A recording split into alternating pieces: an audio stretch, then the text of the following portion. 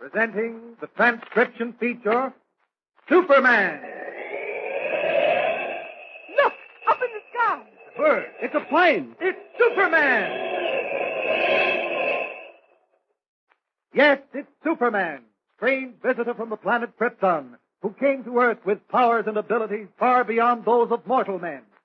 Superman, who can leap tall buildings at a single bound, race a speeding bullet to its target, bend steel in his bare hands, and who, disguised as Clark Kent, mild-mannered reporter for a great metropolitan newspaper, fights a never-ending battle for truth and justice.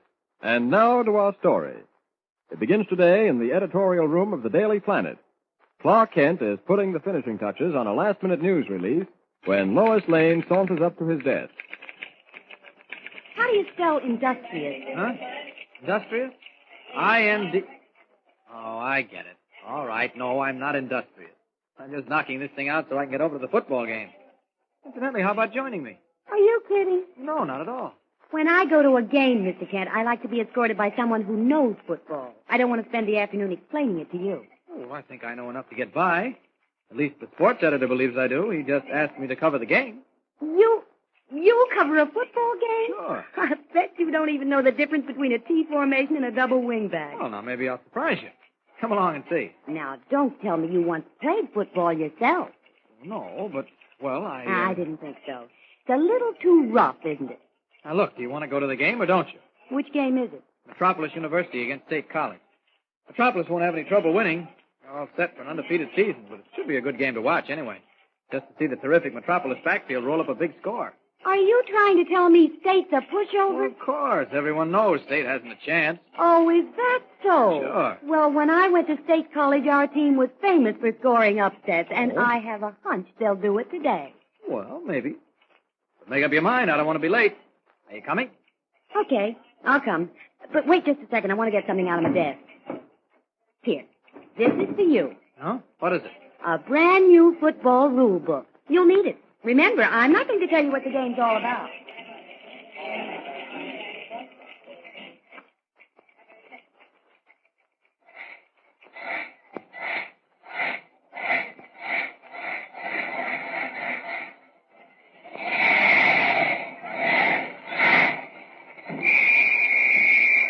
Nice going, State. There, did you see that, Mr. Expert? Right through the middle of the Metropolis line for 15 yards. This is the upset I told you about. It's no upset yet, Lois. Metropolis is still 2 touchdowns ahead. Yeah, but they did all their scoring in the first 3 quarters. And now State's really going to town. We've got Metropolis on the run. Well, it won't do State much good. Only 5 minutes left to play. There goes Parker. Right through the middle of the line again. He's in the clear. He's going over. He is over. It's a touchdown.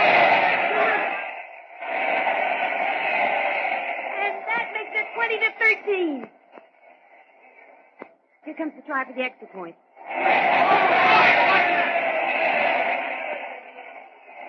They made it. 20-14. One more touchdown and State has this game sewed up. I don't quite understand it, Lois. Funny. What's funny? The Metropolis team seems to be going to pieces. And how? State's just too good for him. No, it isn't that. All 4 backfield men could have stopped that last line plunge easily. Why, they tackle as if they weren't half trying. Here comes the kickoff. Come on, State! No, Metropolis is receiving. State won't have enough time to get the ball again and score. There's the kick. Oh, the Metropolis fullback dropped the ball. Fall on it! Fall on it! Oh, what's the matter with him? Why doesn't someone try to get that ball? Get it! State recovered! State recovered! It's State's ball on the 20-yard line. Here we go. Something's wrong. What's happened to Metropolis? Here's the play. Right through tackle. Look at him bowl those Metropolis men over. He's not bowling them over. They're just not putting up any opposition. Look at Harris, the captain. He's staggering. He's down. Can't take it, that's all. State hits too hard. Oh, there wasn't a man near him on that play. Look, they're carrying him off the field. Uh-oh. Spike Taylor, the Metropolis coach, just left the bench. Something's wrong. There's a whistle, Clark. Sit down. Oh, sir, I'm going down to the dressing room. I'll see you back at the office. Wait a minute. Come back. Clark.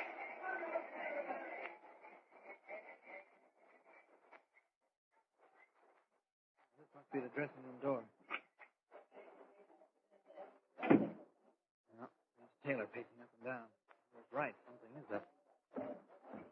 Hello, Coach. Oh, hello, Kent. What's the trouble, Coach? Oh, Yeah. what do you mean? Now, you know what I mean. What happened to Bob Harris? Why, nothing. Wait a minute. Look. I'm a newspaper reporter, but I've known you a long time. Harris collapsed on the field without being touched. Why, someone clipped him during a play. You mean State's playing dirty football? No, of course not. Now, don't go saying anything like that in the Planet. It's not true. Well, then what is the truth? You've got a team out there on the field that's going to pieces. It's cracking up. Well, they tackle like a bunch of high school freshmen. They fumble, they fail to recover, they mess up plays. What's happening? I wish I knew. There is something wrong, huh? Yes, Kent, there's something wrong. Something seriously wrong. You don't know what it is? I haven't the faintest idea. Those boys of mine went out there in the pink of condition. They were keyed up to a beautiful pitch, ready to rip through State like a tornado. They did for the first 3 quarters. Yes, I know. And something went wrong. They all seemed listless. Harris never fumbled a kickoff in all the 4 years he's been on the team. The day the ball slipped through his hand as though his fingers were greased. A few seconds later, he collapsed. Where is he now? In the infirmary. Dr. Stone of the medical school is examining him. What's that? Either State scored again or... Well, you squeezed that one out, Coach. Yes, but it's small comfort. Come into my office, Kent. I don't want the boys to see me when they troop in. Sit down. Thanks. I should have known you'd be the first person to suspect something. Well, I couldn't very well help it. After all, 11 men don't all fold up the way that bunch did. 11? I mean 30. Every substitute on the squad seemed to be washed out. I couldn't believe my eyes. Have they been breaking training? Not a chance. Could it be some sort of an epidemic? Maybe the flu? I don't think so. We'll know better once Dr. Stone gets through examining Bob Harris. But it couldn't be anything like that. Why, during scrimmage this morning, I had all I could do to hold them back. Why, I felt sorry for the State line. Never in all my 20 years of coaching have I seen a team so primed for a game. And then to have them fold like a house of cards. Come in. Oh, it's you, Dr. Stone. Come in. This is Clark Kent of the Daily Planet newspaper. Dr. Elihu Stone, assistant to the dean of the medical school. How do you do, Doctor? How do you do, Mr. Kent? Well, Dr. Stone? I can find nothing wrong with the young man, Mr. Taylor. He seems to be in perfect health. But how do you account for his sudden collapse? Probably nervous exhaustion. That doesn't sound likely, not with Bob Harris. He played 60 minutes at a time without drawing a hard breath. I examined him as completely as I could under the circumstances. In fact, I took the precaution of securing a sample of his blood for microscopic examination. I have it right here in a vial. And you say he's in perfect health? Nothing wrong? Absolutely nothing. Heart action strong and regular. Pulse good, respiration perfect. Marvelous specimen of manhood. Well, maybe I'm crazy. Why do you say that? Because Harris wasn't the only one affected. Every man on the team seemed to droop. If you'll pardon me, Doctor, I was wondering whether it might be some sort of food poisoning. I found no indication of that in my examination of Mr. Harris. Well, I must go up to the laboratory now and examine this blood specimen. If there's anything else I can do for you, Mr. Taylor, please don't hesitate to call on me. Well, I was delighted to have met you, Mr. Kent. Thank you. Goodbye. Goodbye. Oh, Dr. Stone. Yes? What sort of care should Harris get? Oh, he's quite all right now. Up on his feet. He's taking a shower, I believe. He is? Oh, yes. Well, I'm glad to hear that. Thanks a lot, Doctor. Yes, you're quite welcome. Goodbye. Goodbye, sir. Well, that's a relief. Relief? And how? I was imagining all sorts of things. Well, it's good to know there's nothing wrong. I wonder. What do you mean? I'd suggest that you talk with Bob Harris. Ask him what happened before he collapsed. Oh, look, Kent, don't get me biting my nails all over again. Stone said there was nothing wrong with Harris, and that's enough for me. Now, just think about it a minute. Harris wasn't the only one affected. He happened to keel over, but every man on the team seemed to be hit by this strange malady. Now, Walt, take it easy. What do you mean, strange malady? Don't make it worse than it is. I'm not trying to make it anything. Well, let's drop it then. Well, I don't think it should be dropped. Now, look, Kent, I'm running this team. I know, Coach, but you have to... Yes? Bob Harris, Coach. Can I see you for a minute? Your chance. Yes. Come in. Oh, sorry to bust in. That's all right. That's all right. Close the door. You know Clark Kent of the Daily Planet? Sure. Hello, Bob. Oh, hello, Mr. Kent. How do you feel, Harris? Well, pretty good now. I wanted to tell you I didn't mean to poop out. Something hit me, like a ton of bricks. Well, how did it happen? Gosh, I don't know. At the beginning of the fourth quarter, my legs got heavy. And then my head began to swing. Next thing I knew, there was a play through left guard, and I couldn't get to it. It just dropped. Well, don't worry about it. We won the game. That's what counts. Yeah, I know, Coach, but I was talking to the rest of the boys. Hit them, too, and they're worried. Some of them are even scared. What? Sure, Bud Regan's nervous as a cat. Tiny Warren's all set to hand in his suit. He says he's through. Now, wait a minute, Harris. Wait a minute. This can't go on. You go back and tell the boys there'll be a meeting in the gymnasium in an hour. I want every one of them present. Okay. Glad to see you, Mr. Cash. Righto, Bob. Well? I guess you were right. Something's got to be done about it fast. Too much depends on the Metropolis team going through the season undefeated. Entirely too much. What are you driving at? Kent, we're not just playing football to win this year. We're not playing to put half the squad on the All-American or get a bid to the Rose Bowl. We're playing for the lives of thousands of kids. We're fighting against death, and we've got to win. We've got to win. What does Coach Taylor mean? How is the Metropolis team playing for the lives of thousands of children? Is there something behind the sudden collapse of one of the best football squads in the country? It looks like mystery and adventure ahead in this thrilling football story, so follow each episode with Superman. Don't forget, tune in again for the next thrilling episode with Superman. Look, up in the sky. A bird. It's a plane. It's Superman. Superman is a copyrighted feature appearing in Action Comics magazine. Presenting the transcription feature, Superman. Look, up in the sky. It's a bird. It's a plane. It's Superman. Yes, it's Superman, strange visitor from the planet Krypton, who came to Earth with powers and abilities far beyond those of mortal men.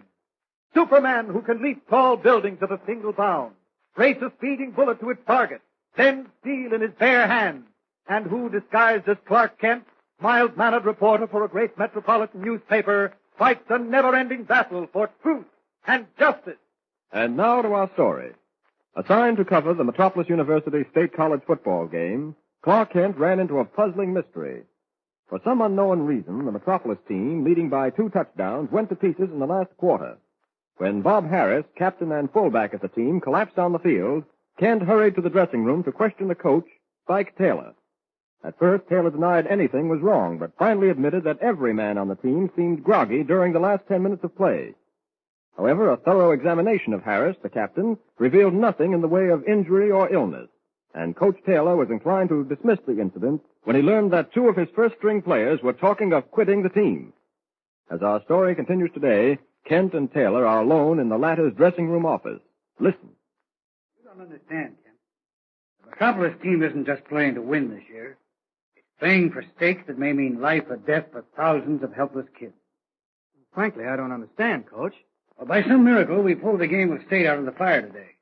That leaves us only one more opponent. Southwest College. The toughest, smartest team in the country. You play them next Saturday. That's right. And if we knock them over, we'll be invited to play in the Rose Bowl. Oh, I still don't follow you, Coach. You say you're not playing to win, and yet all you're worried about is winning to get into the Rose Bowl. I mean, it's not the boys on the team or myself or even the university. It's those thousands of kids. Wait a minute. Who are the thousands of kids you're talking about, and what's this business about life or death? I can't explain it to you properly, Kent, so there's no sense trying. Come on, I'm going up to the laboratory to see Professor Nelson. He's head of the medical school. He'll tell you what I mean. Wait. There's one promise I want, Kent. What is it? You've got to promise you won't print this story until after the Southwest game next Saturday. Well, that's a strange request. I know, but it's important that nothing leaks out. For the team's morale and for other reasons. Okay, I promise. I know you would. Let's go.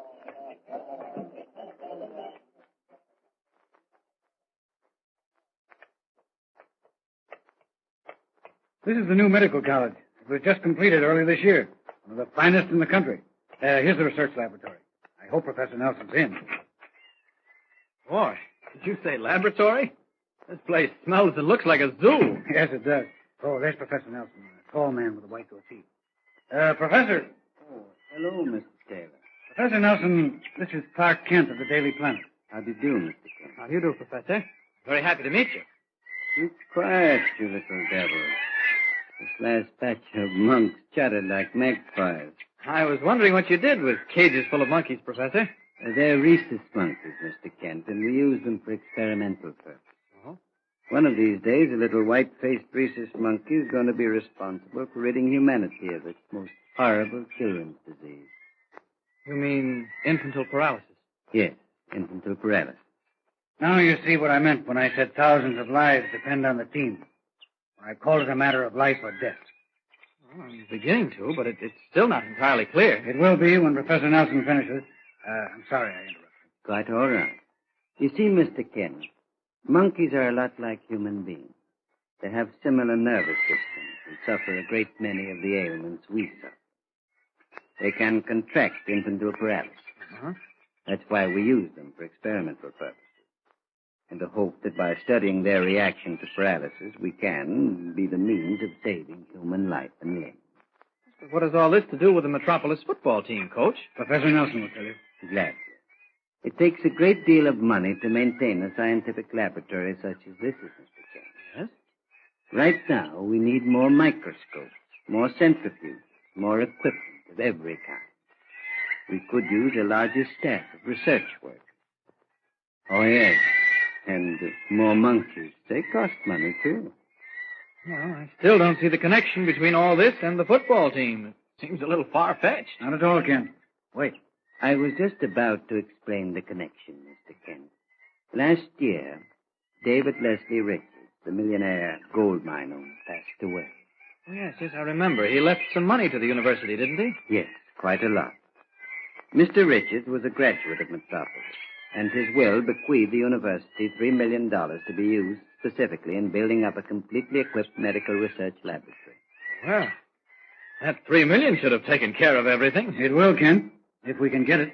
Well, what do you mean, get it? It was left to the university, wasn't it? Only if we earned it, Mr. Kent. What? The bequest provided that the university must, through its own efforts, raise $500,000 in order to receive the $3 million legacy. And it must be raised within the year. Oh, so that's where the football team comes in. Exactly. We've gotten alumni donations of $300,000, which leaves $200,000 to raise by the end of next month. Our final game with Southwest should draw 50,000 people. And if we beat them, we'll be invited to the Rose Bowl for a postseason game. 80,000 people at the bowl, and we're over the top. Oh, that explains everything, Coach. Now I know what you meant when you said an undefeated football team is a matter of life and death. Yes, and now you know why the team's collapse this afternoon frightened me out of 10 years' growth. Sure. I wouldn't worry too much about that, Mr. Taylor. The boys were probably overstrung on edge. I'm certain they'll be all right. Well, they seem fine now, Professor. Few of them are frightened by what happened on the field. Dr. Stone took a sample of Bob Harris' blood for analysis. He was the youngster who collapsed during play. Stone must be inside working on it now. Hey, what's that? Oh, Hercules. He's probably hungry or thirsty. Would you like to see him? I'm sure Kent would. Come on. He's just around this bend in the room. Well, great Scott, a caged gorilla. What's the trouble, Hercules? Want some water? Okay. We'll pour some into your pan. Oh, look at him laughing up. Now he'll curl up and go to sleep. He's really quite docile as long as we give him enough to eat and drink. I still hate to meet him in a dark alley. Well, I imagine that would be a little unpleasant. Hercules is strong enough to tear a man to pieces. Oh, here comes Dr. Stone. He probably has a report for you, Mr. Taylor. Find anything, Doctor? No, not a solitary thing. Both white and red count are normal. It's just as I suspected. Well, I must say that's good news. I wonder. What do you mean, Mr. Kent? Well, I can't quite believe the boys in that football team reacted naturally today. Oh, granted they were on edge and maybe a little too finely drawn, but that loginess hit every one of them without exception. Medical science is fairly accurate, Mr. Kent. No, but if we can find no indication of disease, wouldn't it be fair to assume that fatigue was responsible for what happened? They couldn't all have been fatigued. You know, it just occurred to me, Professor Nelson. What happens to that $3 million bequest if the university fails to raise its quota of $500,000? The money reverts to other beneficiaries. Oh, who are they? I don't know, Mr. Kent, but I hardly think that has any bearing on the case. At the moment, our primary interest is to determine whether the young men on the football team require medical attention. I told you how important the team is in the scheme of things. Yes, I know, but I was just wondering. Wondering what? Who was Mr. Richards' lawyer? Who handled his will? Mr. John Quincy of the firm of Quincy, Caldwell, and Scott. But really, Mr. Kent, I don't quite understand. Well, I may be barking up the wrong tree, but they say if you bark up enough trees, you're bound to find the right one. Oh, is it really 4:30? I'm afraid I'll have to leave. Well, thanks for everything. I hope I see you all again. Bye. Wait a minute, Kent. I'll go along with you. All right. Goodbye, Professor Nelson. Dr. Stone. Goodbye. Goodbye. Listen to those monkeys chatter. Leaving the university, Clark Kent hurries to the law offices of Quincy, Caldwell, and Scott, and despite the lateness of the hour, gains admittance to the private walnut-paneled office of John Quincy, elderly senior member of the firm. Facing him across a massive desk, Kent makes known his mission. And inasmuch as you were Mr. Richards' legal advisor, I thought you might be able to help me determine who will benefit under the terms of his will in the event the university fails to raise the money required. Why do you want to know? Well, at the moment, Mr. Quincy, I'm just curious. The will of the late Mr. Richards is not an object of idle curiosity. My curiosity isn't exactly idle. A lot may depend on my knowing who stands to benefit if the money doesn't go to the university. I'm afraid I shall have to require much more of an explanation. But I can't give it to you now. You can trust me. It isn't a matter of trust. The will has not yet been filed with the probate court. Only 4 people have knowledge of what disposition will be made of the $3 million bequest in case the university fails to earn it. The 3 beneficiaries and myself. Oh, so there are 3 beneficiaries. I merely picked an odd number. Oh, no, you didn't. It slipped out. 3 beneficiaries. Young man, I must ask you to leave at once. Now, don't get excited, Mr. Quincy. Will you leave, or do you wish me to summon the police? Just a moment. I have one more thing to say. Say it quickly before I lose patience. You think I'm just a nosy reporter looking for a sensational story. Well, I'm not, Mr. Quincy. I've just been given a lesson in self-sacrifice, a lesson in devotion to the cause of humanity, a lesson that every man, woman, and child in the world should learn. What is this nonsense? Oh, it isn't nonsense. I just heard a man talk about saving the lives of youngsters, and his eyes lit up as though that were the only worthwhile thing in his life. I just heard a tough football coach choke up when he spoke of thousands of kids who needed medical help. What are you talking about? This is what I'm talking about. Metropolis University needs the $3 million Mr. Richards bequeathed in his will. The university needs it to fight the cruelest disease in the annals of medicine. The disease that strikes at helpless youngsters and cuts them down without giving them a chance. You know what I'm talking about. Infantile paralysis. This is all very irrelevant. Oh, no, it isn't. The way it looks now, the university may never get that much needed money. What makes you say that? Because it's my feeling that one of the 3 beneficiaries is trying to keep the university from earning the $3 million. Can Clark Kent be right? Is it possible that the sudden collapse of the Metropolis football team was something that had been planned?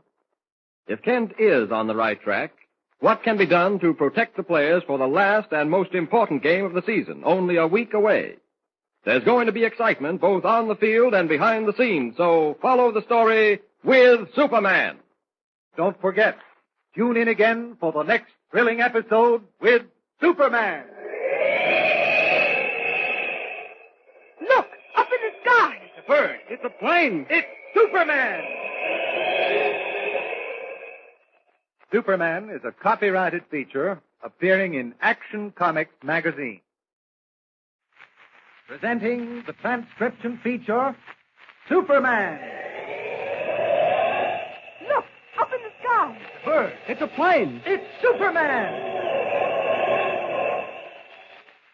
Yes, it's Superman, strange visitor from the planet Krypton, who came to Earth with powers and abilities far beyond those of mortal men. Superman who can leap tall buildings at a single bound, race a speeding bullet to its target, bend steel in his bare hands, and who, disguised as Clark Kent, mild-mannered reporter for a great metropolitan newspaper, fights a never-ending battle for truth and justice. But before we join Superman, listen. And now to our story. As you remember, Clark Kent became involved in what seemed to him to be a strange mystery that deserved investigation. It concerned the Metropolis University football team's sudden collapse in the 4th quarter of its game with State College. Fortunately, Metropolis won, but Kent suspects some human agency was responsible for what happened. He's followed up a few leads, and at the moment is back at the Daily Planet editorial office discussing the matter with his editor, Perry White. Listen. All I know is that you were assigned to cover a football game. You sent Lois Lane back with your note. As a result, someone else had to write the story. I think it's about time you learned to stay with an assignment once it's given you. Now, you're a reporter, I know. I'm a reporter, not a detective. Exactly. Now, look, Mr. White, I've never let you down, have I? Well, what's that got to do with it? Well, simply this. There's a story behind that football game. A story much more important than the game itself. A story big enough to warrant headlines and a page-one spread. Well, that's different. Why didn't you say so in the first place? Well, you didn't give me a chance. However, it isn't ready to break yet. Oh, I see. Another of your wild dreams, eh? As a matter of fact, Lois did mention that you were off on a wild goose chase again. She said you didn't even wait to see the end of the game. You dashed off 5 minutes before the final whistle blew. Well, she's right. This is what happened. The Metropolis team went to pieces in the last quarter. Bob Harris, the captain, fainted on the field. And the rest of the men were staggering around like a bunch of dazed high school freshmen. Well, it didn't seem natural, so I had a talk with Spike Taylor, the coach. Yes? And Taylor was worried. Couldn't understand what had happened to his team. Every man on the squad was groggy. State College probably gave them a fight. No, it wasn't that. The men were dazed more than tired. Harris described it fairly well. He said his legs went weak and his head began to swim. Did the doctor examine him? Yeah, sure. Dr. Stone of the medical school. He even made a blood test. Nothing showed up. Well, there's your answer. I'm afraid not, Mr. White. There's more to it than appears on the surface. Briefly, this is the story. The Metropolis team has one more game to play with Southwest University. Now, if they win, they'll be undefeated and get an invitation to play at the Rose Bowl. Yes, I know. I read the papers, Kent. You're not telling me anything new. Well, I will in a moment. Metropolis must win because a lot depends on it. Like Taylor's coaching job? Oh, no, something more important. The lives of thousands of youngsters. Huh? What are you talking about? Well, you see, a man named Richards, an alumnus of the university, died last year and left the medical research laboratory $3 million, provided the university could raise $500,000 on its own hook. Now, the research laboratory needs that money badly to carry on its infantile paralysis work, trying to find a cause and cure. Yes. Go on. Get to the point. I am. They've raised $300,000 so far, and if the team wins its final game and goes to the Rose Bowl, the university's share of the gate receipts will give them the money they need to get the legacy. That's a nice human interest story, but it's not page one by any manner of means. Oh, the page one story is yet to come. You see, despite the fact that Dr. Stone found nothing wrong with Bob Harris, I didn't like the look of things. So I had a talk with Professor Nelson, dean of the medical school. I learned from him that if the university failed to raise the $500,000 by next month, the $3 million legacy went to someone else. Who? That's what I wanted to know. So I checked with John Quincy, the lawyer who handled the will. But he refused to give me any information. But he did let slip that 3 people would benefit if the university didn't get the legacy. Now, do you see the possibility of a page one story? Yes. It's pretty far-fetched. You think that one of the 3 people is trying to keep the university from getting the $3 million? Uh-huh. By putting the football team out of commission. That's Frank Merrill stuff, Kent. Doesn't happen in real life. Who are the 3 possible heirs? That's what I don't know. The will hasn't been filed with the court yet. But Quincy, the lawyer, knows. Somehow, I've got to get him to cooperate. Frankly, I think you're wasting your time. I thought you really had something, but all you've got are... An important message for you. What do you mean by breaking in here like a cyclone? I thought I told you last week. I'm sorry, Mr. White, but the boy who delivered it said it was urgent. I don't care what it is. Get out. Okay. Well, let me have the message, Jimmy. Oh, I'm sorry. Here. Thanks. Get out, I said. I'm going, Mr. White. Hey, you scared the daylights out of that poor kid. Well, the next time I'll whip the daylights out of him. This is supposed to be a private office, not a 3-ring circus. By rights, I should fire that young whippersnapper. He's entirely too fresh. Oh, Jimmy's not fresh. He's just eager. Anyway, you won't fire him, so why talk about it? Your bark is much worse than your bite. Oh, is that so? Yes, that's so. Well, why don't you read that message if it's so all-fired important? I will. My bark is worse than my bite. What we need around here is more discipline. Great Scott. What's the matter? A moment ago, Mr. White, you said you thought I was wasting my time on this football team story. All right, look at this. Art Kent, Daily Planet. This is a little friendly advice. Keep your nose out of other people's business, or you won't be using it to breathe with very long. Huh? That's not a threat. I never read one. Not signed. Who delivered it? I think Jimmy mentioned a messenger boy. We'll ask him. Jimmy! Oh, Jim! Okay, I know. I was expecting you. Come in a minute, Jim. What were you expecting? This. You don't have to tell me. I know. I'm fired. Oh, don't be silly. You should be fired, you young... Oh, what's the use? Ah, this had nothing to do with being fired, Jimmy. What you want to know is who delivered this message to me. Why, just a boy. A messenger boy? No, just a boy like me. Nobody could be quite like you. Would you recognize the boy if you saw him again? Gosh, I don't know. I didn't pay much attention to him. Of course not. Is something wrong, Mr. Kent? Did I make a mistake? No, Jimmy. No. We just thought the letter had been delivered by a uniformed messenger. I think I'll take a run over to the university and see Dr. Nelson. I better call him first. Use my phone. Okay. Get me the medical research laboratory at Metropolis University. That's right. Thank you. You call me when you get there. Well, what are you hanging around for? Who, me? No, my grandmother. Oh, can I stay? What do you think this is? A railroad station waiting room? Jimmy's not in the way, Mr. White. Let him see. Now, look here, Kent. Wait. Hello. Is this Professor Nelson? Oh, Dr. Stone. Is Professor Nelson there? This is Clark Kent. I see. Wait just a minute, will you please? Quiet, please, Mr. White. Hello. Yes, well, when he comes back, will you please tell him I'm on my way over to the university? Yes, something very important has come up. I'll be there in 10 minutes. Thank you. Nelson stepped out for a moment, but he'll be back by the time I get there. Hey, wait a minute. What are you rushing over to see Nelson for? Well, perhaps he can use some influence with that lawyer Quincy to get us the names of the 3 beneficiaries. I'll be back as soon as I can. You want to come along, Jimmy? Boy, and how? Just a minute, Kent. He was hired to run copy, not to Okay, run... Jim, let's go. Right with you. Now, see here. Kent, come back here. Come back here right here. Kent, come back here right here.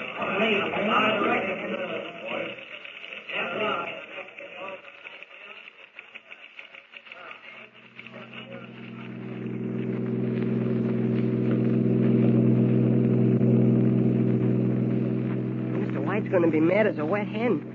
He didn't want you to take me. No, don't you worry, Jimmy. He'll forget all about it before we get back. Oh, what are you going to do at the university? Watch the team practice? No, we're going up to the research laboratory to see Professor Nelson. You'll like the monkeys and the gorilla. Monkeys and a gorilla. Uh-huh. Dozens of little white-faced rhesus monkeys and a huge 400-pound gorilla. They call him Hercules. Gosh, he doesn't walk around free, does he? Well, hardly. He's locked in a cage. Well, what's he doing in the laboratory? Well, I suppose Professor Nelson and Dr. Stone experiment on him. You know, monkeys and gorillas are a lot like human beings. Yeah, I know. I saw a couple of gorillas in the movies. They danced and played the piano and smoked cigars. They were probably apes or chimpanzees. Gorillas are a little too vicious to train. There's a big one in the circus that comes to Metropolis every year. Oh, that's right, Gargantua. Is Hercules as big as Gargantua? Well, not quite. But he's big enough. You'll see. Well, here we are. Guess I can park here. All right, Jim, come on. Okay. Which way, Mr. Kent? That's the medical building over there, that old brick structure. Do they keep the monkeys in cages, too? Mm-hmm. Small wire cages. I'll bet they're cute. Yes, but noisy. Shatter all the time. Watch your step here, Jimmy. The laboratory's down in the basement. I think this is the door. It sure is. Listen to those monkeys.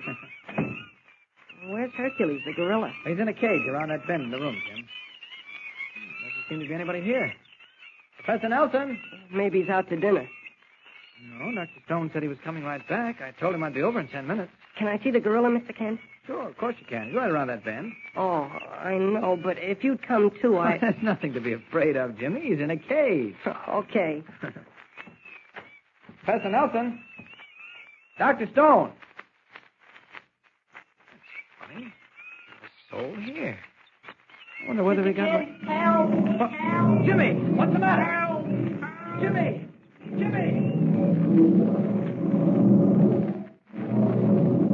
Well, something serious has happened around the bend in the laboratory room. Did Jimmy get too close to the cage? And has the gorilla caught him in its powerful grip? Why is he screaming for help? It looks like trouble ahead and plenty of it, so don't miss a single exciting episode. Tune in and listen with Superman. Don't forget, tune in again for the next thrilling episode with Superman. Look, up in the sky. It's a bird. It's a plane. It's Superman. Superman is a copyrighted feature appearing in Action Comics magazine. Presenting the transcription feature, Superman. Look, up in the sky. It's a bird. It's a plane. It's Superman. Yes, it's Superman, strange visitor from the planet Krypton, who came to Earth with powers and abilities far beyond those of mortal men. Superman who can leap tall buildings at a single bound, race a speeding bullet to its target, bend steel in his bare hands, and who, disguised as Clark Kent, mild-mannered reporter for a great metropolitan newspaper, fights a never-ending battle for truth and justice. And now to our story. When the Metropolis University football team collapsed in the last quarter of its game with State College and almost lost, Clark Kent decided to investigate. To his surprise, he learned three things. One, that an old graduate named Richard had left the university medical laboratory a legacy of $3 million, provided the university raised $500,000 through its own efforts. Two, that the only way the university could raise the money was to have its football team earn it by going through the season undefeated. And three, that if the university did not get the legacy, it automatically went to three unidentified people. Since there was something queer in the collapse of the team, Kent suspected that one of the three possible heirs was doing something to the football team to keep the money from going to the university. His suspicions were confirmed when he received a note telling him to mind his own business. Together with young Jimmy Olsen, he hurried to the medical laboratory to discuss the matter with Professor Nelson, but found it empty. Listen. Listen to those monkeys chatter, Jimmy. They're the ones I was telling you about. Professor Nelson and Dr. Stone used them for experimental purposes. Well, where's Hercules, the gorilla? He's in a cage around that bend in the room there. Professor Nelson! Dr. Stone! Looks like they're both out. Can I see the gorilla, Mr. Kent? Sure, of course you can. Just around that bend. Oh, I know, but... Well, there's nothing to be afraid of, Jimmy. He's locked up in a cage. Oh, okay. Professor Nelson! Dr. Stone! That's funny. There's not a soul here. I wonder whether they could... Mr. Kent, help! Jimmy, what's the matter? Help, Mr. Kent! What happened, Jimmy? The gorilla. He's out of his cage. What? Look. Run for the door, Jimmy. Come on. All right, you get outside. What are you going to do, Mr. Kent? Lure him back into his cage. No, you can't. He'll attack you. Do as I say. Now get outside. Hurry. Mr. Kent, please. Go ahead. Good thing this door locks so Jimmy won't decide to open it right in the middle of things. There, that does it. Now, Hercules, we'll take care of you as Superman. I don't know how you got out of your cage, but you'll be back there before you know it. Oh, don't like the idea, do you? Sorry, but you can't be trusted wandering around here. Hey, put that bottle down. Oh, you're in a playful mood, eh? All right, catch this. You're tough, Hercules, but not tough enough. Come on, I'm ready for you. That's the boy. Now, let's see what you can do with both arms pinned to your body. Oh, try to bite a piece out of me, you'll break your teeth. Now, we'll just carry you back where you belong. Dump you into your cage. Slam the door. And throw the bolt on.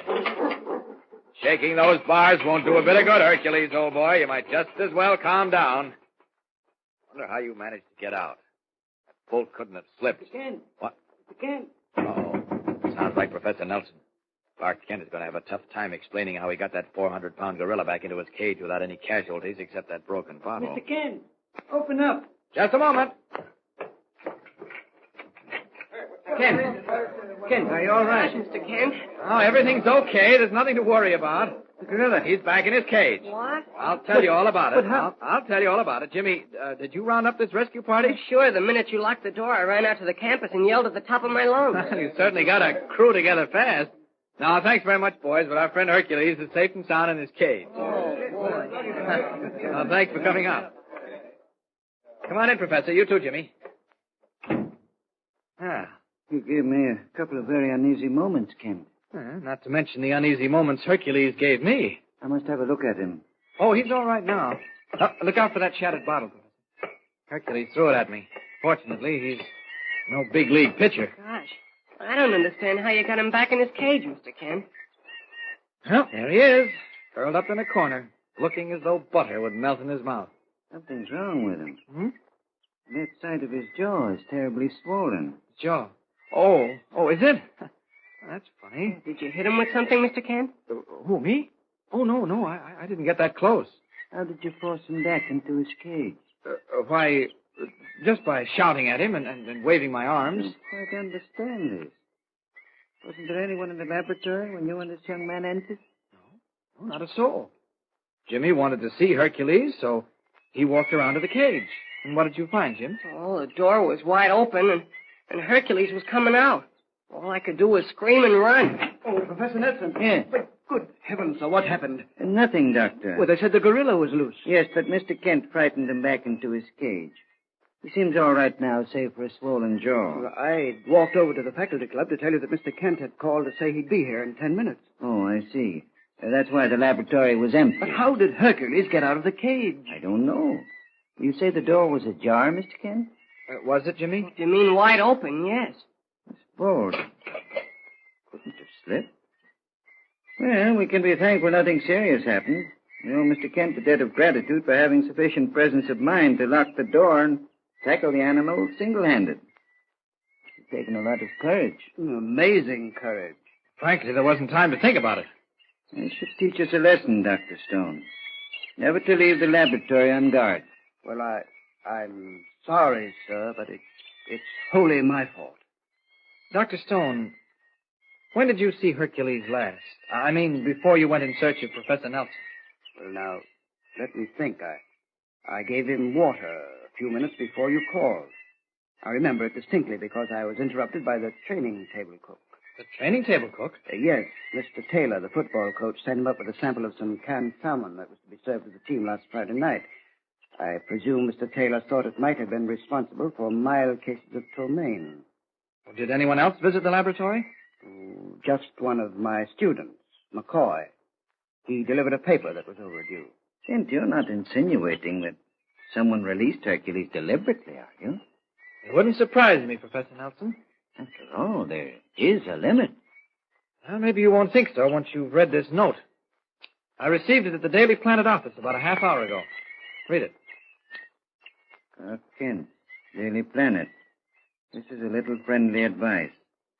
Keep your nose out of other people's business, or you won't be using it to breathe with very long. Who wrote this, Mr. Kent? I don't know. It was delivered by boy, and it's obviously written in childish print to prevent identification. Now, possibly you'll realize there may be more to the sudden collapse of the Metropolis football team than appeared on the surface. As a matter of fact, I'm beginning to think the boys on the squad were poisoned. Poison? Why, that's preposterous. I don't know, Dr. Stone. You know, you're making a very serious charge, Mr. Kent. Yes, and I can back it up. Or at least, I'll back it up before long. You contend that someone maliciously poisoned the football players to keep them from winning? And not primarily to keep them from winning the game, but to keep the university from getting the Richards legacy. But who would want to do that? Any one of the three possible beneficiaries. Do you know the beneficiaries, Mr. Kent? No, I don't. But I'll find out if it's the last thing I do. That's why I wanted to talk with you, Professor Nelson. I thought perhaps you might call Mr. Quincy, the lawyer, and ask him who stands to benefit under the terms of Mr. Richards' will in the event the university fails to get the money. He won't give me the information, Mr. Kent. No? I tried once before when it looked as though we were going to be unable to raise our quota of $500,000.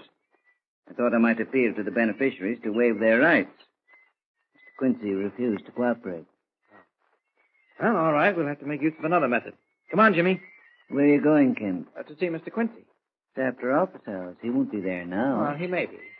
Hey, incidentally, Professor Nelson, you'd better tell Coach Taylor what's happened and warn him to keep an eagle eye on the team. At least until next Saturday's game. Let's go, Jim. I'll call you, Professor, if I accomplish anything.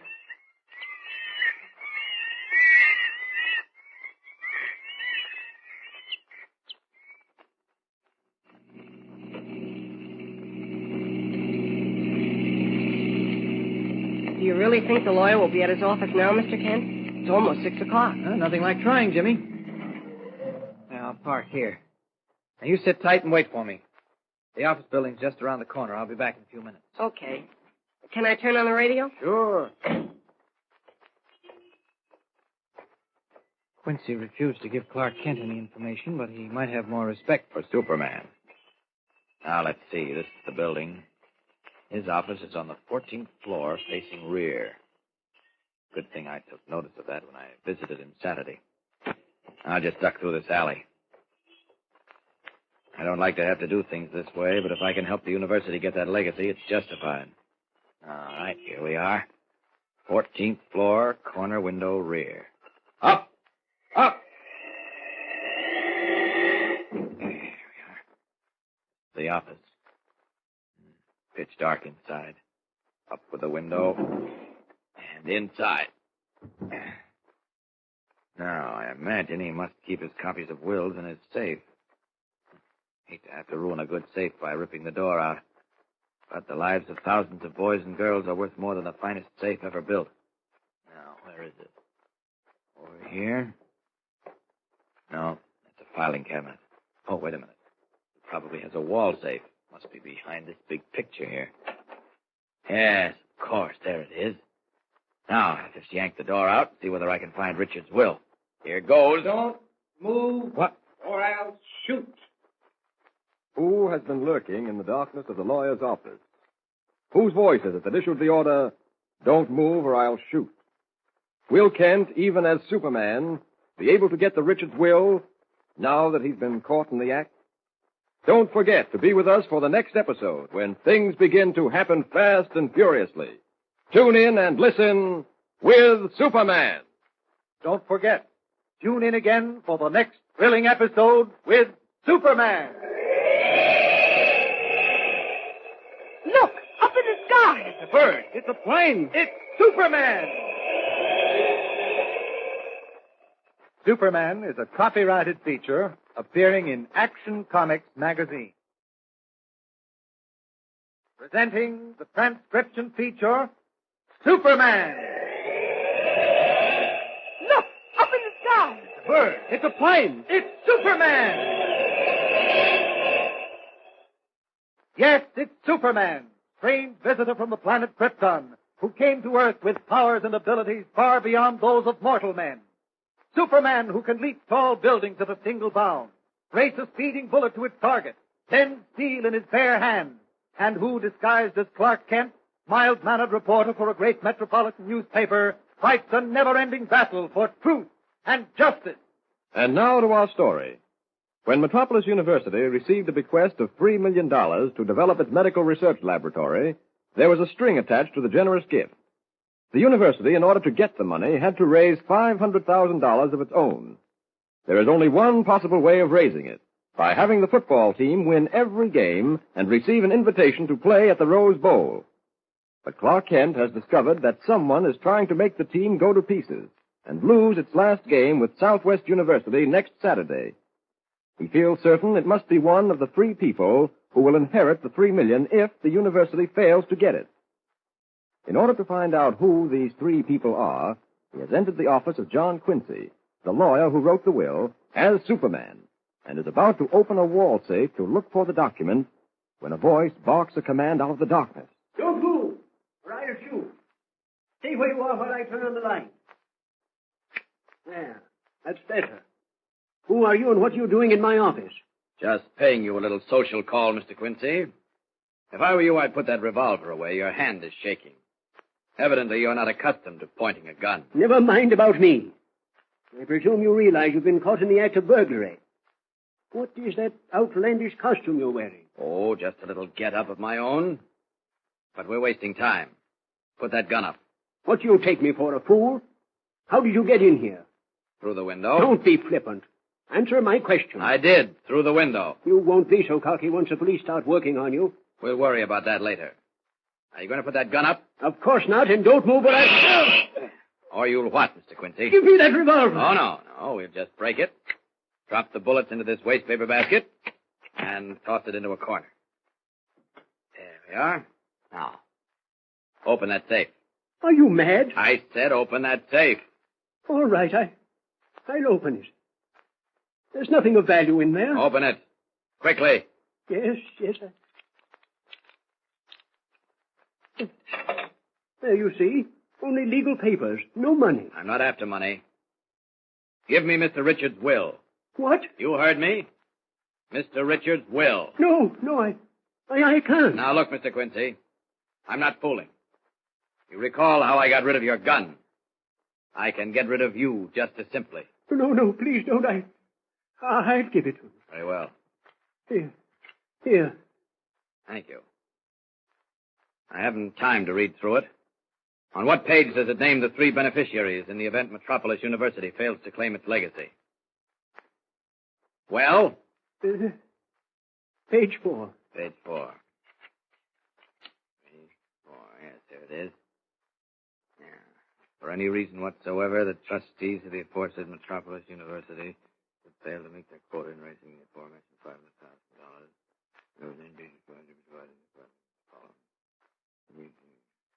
Now we're coming to it.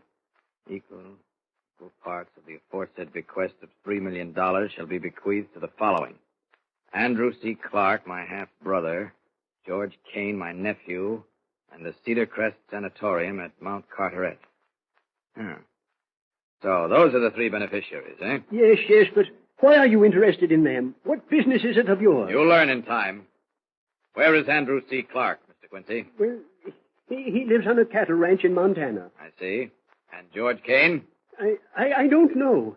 The last we knew, he was working in an oil tanker. All right, Mr. Quincy. Here's the will. I have all the information I want. Wait, there's something else. Something important. Oh, what is it? I can't think for the moment. You confuse me. You'd better think fast. I'm in a hurry. Just a minute, please. It's very important. All right, get him up, mister. You're covered. Oh, so that's why you were stalling, Quincy. You somehow signaled for the police. That's right. Now you're trapped. I don't think so. Not quite. Get away from that window. Sorry, officer. I'm warning you. So long. Don't waste your bullet. Up, and away!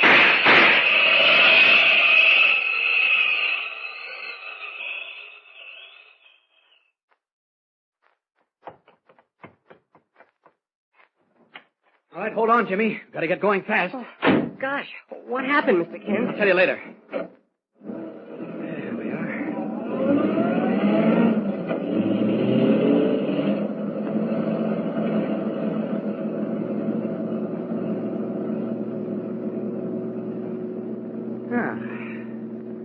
I guess we're all right now. Was someone chasing you, Mr. Kent? Well, not exactly, but that neighborhood wasn't very healthy. Did you see the lawyer? Yes. He gave me the information I wanted. Mr. Kent, do you really think someone's trying to poison the whole Metropolis football team and keep it from winning its game with Southwest University on Saturday? I wouldn't be a bit surprised, Jimmy. Well, maybe not poison the players, but knock them out sufficiently to prevent top-notch performance. But didn't the doctor at the university say they weren't poisoned? Yes. Yes, and that's what puzzles me. Well, where are we going now? To see Coach Taylor. I want to be sure he keeps an eagle eye on his players. Things are liable to happen any day now.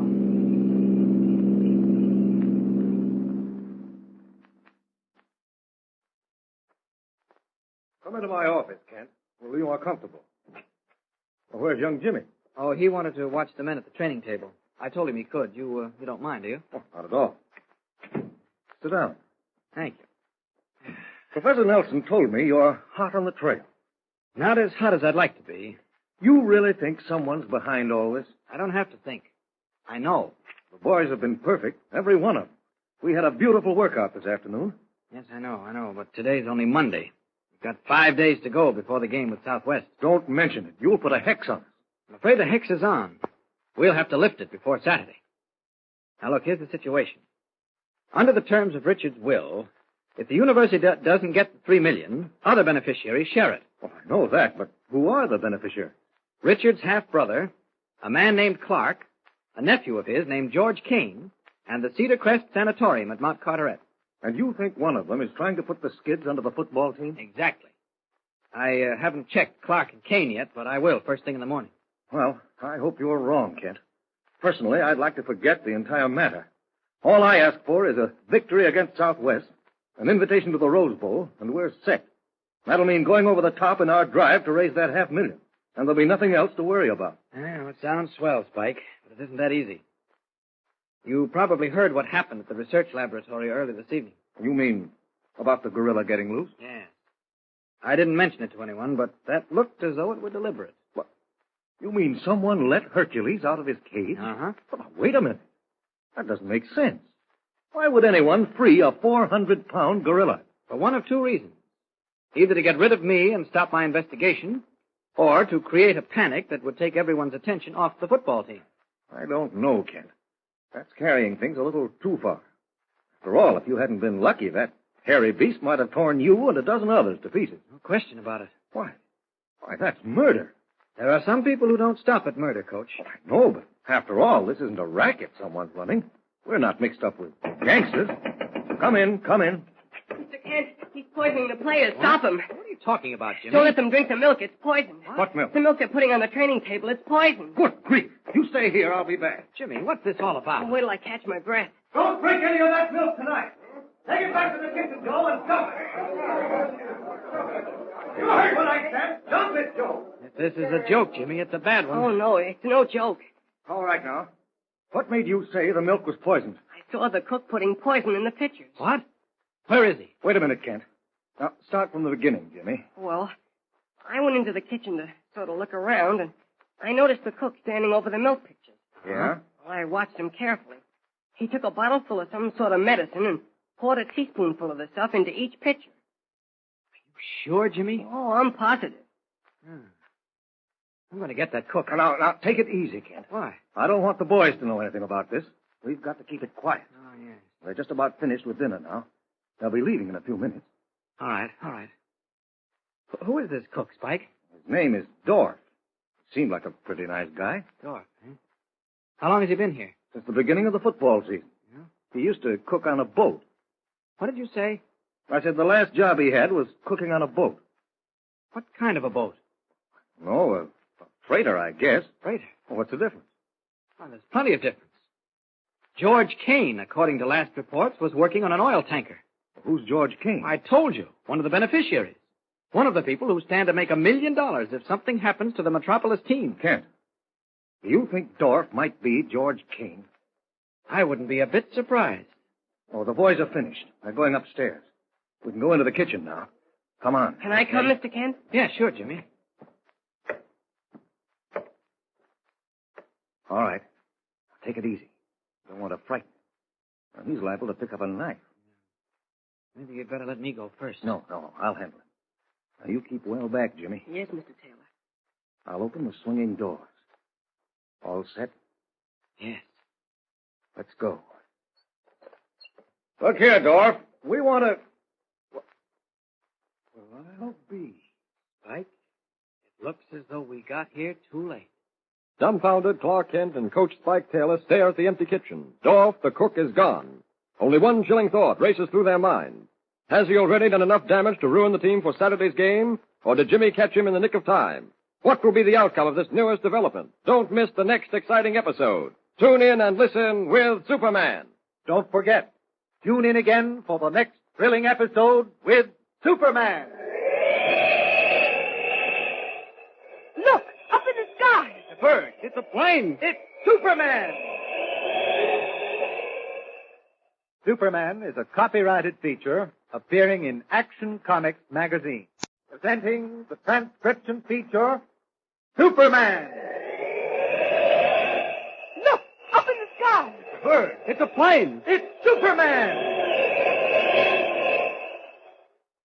Yes, it's Superman, strange visitor from the planet Krypton, who came to Earth with powers and abilities far beyond those of mortal men.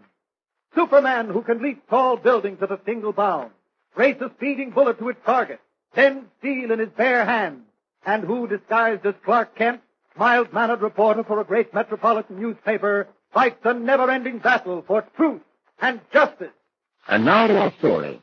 According to the terms of the Richards will, Metropolis University will receive $3 million provided it can raise $500,000 through its own efforts. There is only one possible way to raise the money, by having the football team win every game and play at the Rose Bowl. However, when the team collapsed in its game with State College, Clark Kent suspected dirty work.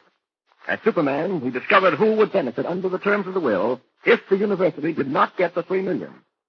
With this information at hand, he and Jimmy Olsen went to the university to talk the matter over with Spike Taylor, the coach. While they were talking, Jimmy wandered into the training table kitchen, where he saw the cook dropping a strange liquid into the milk. He reported this to Kent at once. Hurrying into the kitchen, Kent and Taylor found the cook gone.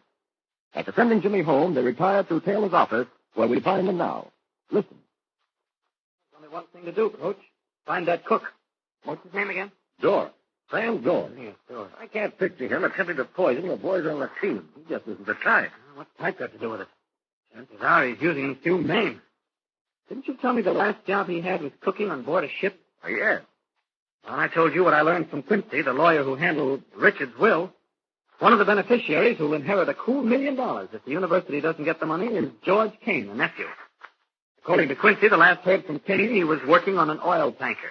Kent, you don't think Sam Dorff is George King? I wouldn't be one bit surprised. Oh, but look, we're wasting time. We can't afford to let Dorff get too far away. I called the University Employment Office to get what information they have about him. The girl said she called back. Well, that must be the office now. Hello? Yeah? Hey, hold on a minute. Hey, hand me that pencil, Kent. Sure. Here. Thanks. All right, go ahead. 45 Darrow Lane, Sharon Heights. Widower, one child. What was that? Oh, I see. Well, thanks very much. Well, here it is. The address he gave was 45 Darrow Lane, Sharon Heights. That's about 50 miles from Metropolis on the B&R Railroad. That boy in the kitchen said Dorff mentioned he had to catch a train. Oh, yes, he did. I'll call the B&R and check. Good idea. Operator, can you get me the train information bureau of the B&R Railroad? I haven't a directory. Thank you. I'll hold on. Oh, Coach, it seems a little strange that he lives in Sharon Heights. 50 miles train ride twice a day. Hello? Train information? Can you give me your evening schedule to Sharon Heights from Metropolis? That's right. Yes. 5:20, 7:10, 11:30. Is that all? No other connections, eh? All right, thank you. Well, he could have made the 7:10 if he rushed. It's 7:30 now. That means the train's left. Well, when does he get to Sharon Heights? We can call and have the police there pick him up. No, I don't think that's the way to handle it. I'll go after him and bring him back. What are you going to do, fly? Why, yes. Well, don't be foolish. There's no plane service to that bird. Well, I didn't intend taking a plane. Now, wait a minute. Take it easy. In one breath, you say you're going to fly, and in the next breath, you say you didn't intend taking a plane. I was just a little confused. What I meant was I have a friend with a private plane. He'll take me. Well, what if Sharon Heights has no landing field? Oh, this friend of mine can land on a dime. Don't you worry. Okay, it's your funeral, not mine. Yeah, where's that medicine bottle we found in the kitchen? No, right here. I'll take it up and have Nelson or Stone analyze it. Good. And I'll call you if I run into trouble. If not, I'll have Dorff back here by 10 o'clock. Good luck. Thanks. Oh, and by the way, I wouldn't mention this to anyone but Professor Nelson and Dr. Stone. I won't. Okay, so long. Leaving the University Athletic Building, Clark Kent cuts across the campus. Once the darkness has hemmed him in, he stops short, rips off his outer clothing, and leaps high into the air as Superman. Like some giant bird, he wheels in furious flight above the Metropolis Railroad station, and then follows two gleaming steel rails into the darkness.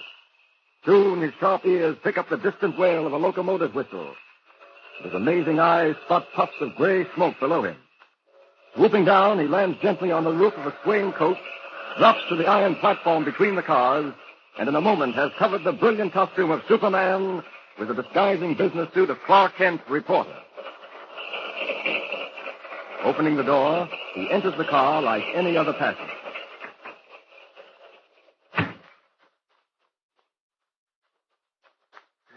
Ticket, please. All ticket. Uh-oh, what am I going to do about a ticket? Oh, I know. I can pay the conductor in cash. Ticket, please. All ticket.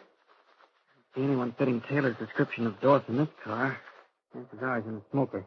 That's the next car back. Ticket, please. Oh, I'm sorry, conductor. I didn't have time to buy a ticket. I'm going to Sharon Heights. What's the fare? Sharon Heights? Yes. 110. Okay. There you are, 110. Thank you. Thank you. Try this next car, the smoking car. Now, let's see. If he's here, he shouldn't be hard to find. Short, plump, bald-headed. Yes, there's a man who answers the description perfectly. He's sitting alone.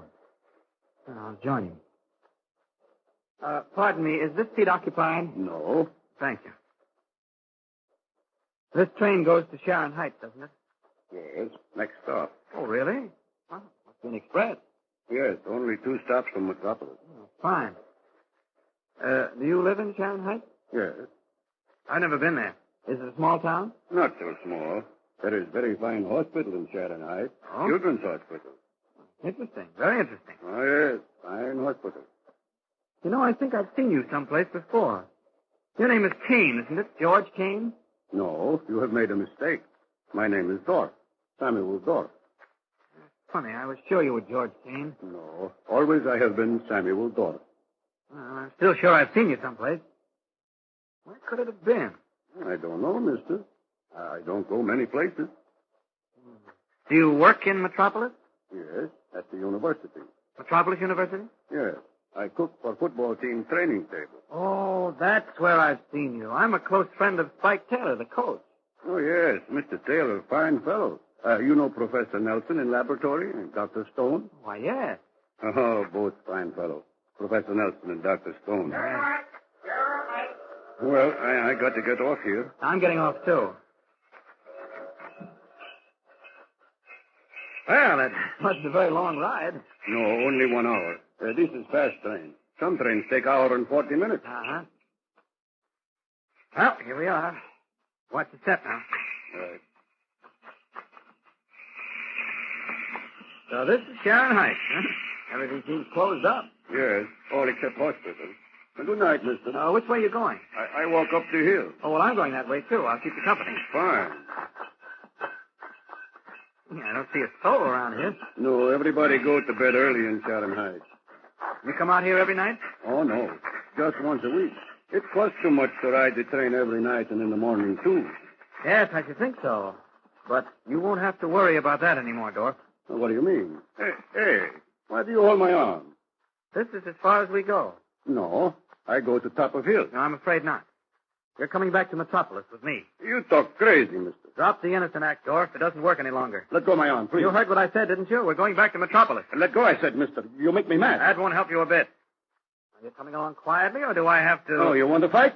I fight. Oh, so that's how it is, huh? You brought this on yourself, Dorf. Don't forget. I didn't want to have to do that, but it serves the purpose. Now I can get him back to Metropolis the fast way, as Superman. There we are. He's no lightweight, but I think I can make it. Up! Up! And away!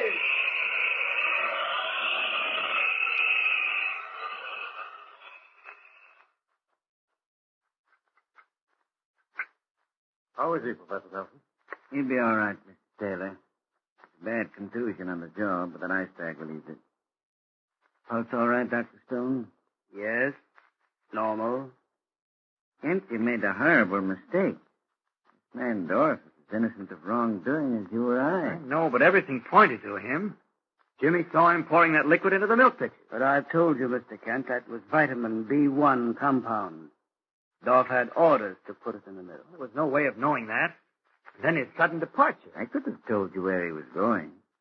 The Children's Hospital at Sharon Heights. That's the ironic part of all this, Kent. What do you mean, Professor Nelson? Dorf has a son of 15 or thereabouts. The boy's in the Sharon Heights Hospital, suffering from infantile paralysis. What? You don't mean that. Yes, unfortunately. I helped him get the boy admitted. And to have this happen on the one night of the week he visits his son. Oh, I can't tell you how sorry I am. I know you are, Kent. You meant well. But bungled stupidly. If you had only stopped to ask. Well, again, I say I'm sorry. I'll make it up to him somehow. Perhaps I'm wrong about the whole business. Maybe it is a wild goose chase. I'll take it, Professor. If you will, Taylor. Hello? Who? Oh, just a minute. For you, Kent. No, thanks. Hello? Yes, Mr. White? What? Read it to me, will you? Yes? Yes? Yes, I got it. Okay, I'll be at the office in 10 minutes. Well, I take back what I said, gentlemen, about my being wrong. What do you mean, Mr. Kent? Gentlemen, I have just received a message that convinces me we are dealing with a dangerous criminal. Whom did Perry White name to Kent over the phone? Is it another false clue like the Dorf incident, or will it, as Kent says, lead to something interesting? You'll find out in the next episode, so don't forget to tune in and listen with Superman. Don't forget, tune in again for the next thrilling episode with Superman. Look, up in the sky. It's a bird. It's a plane. It's Superman. Superman is a copyrighted feature appearing in Action Comics magazine.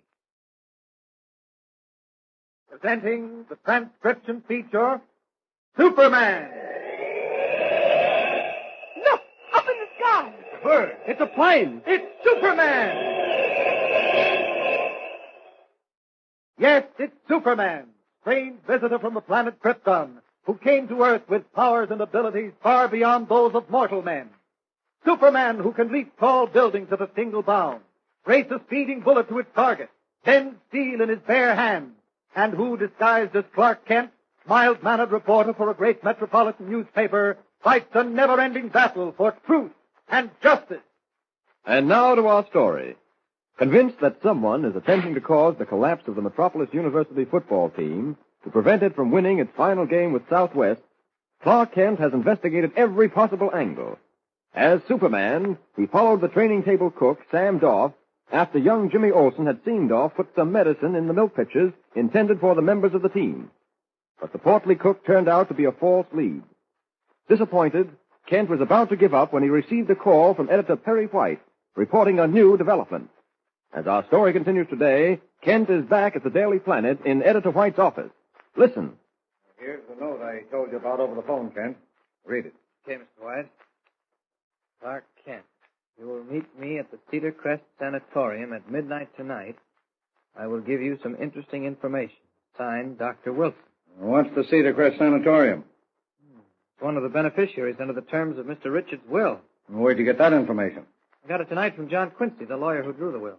I thought you told me he refused to cooperate. Oh, well, I talked him into it. Ah, you talked him into it. Uh-huh. I don't suppose you've seen a copy of the late edition of the Planet, have you? No. Remember? It's the newspaper for which you're supposed to be working. If that's meant to be sarcastic. Well, whatever gave you that idea? Now, here.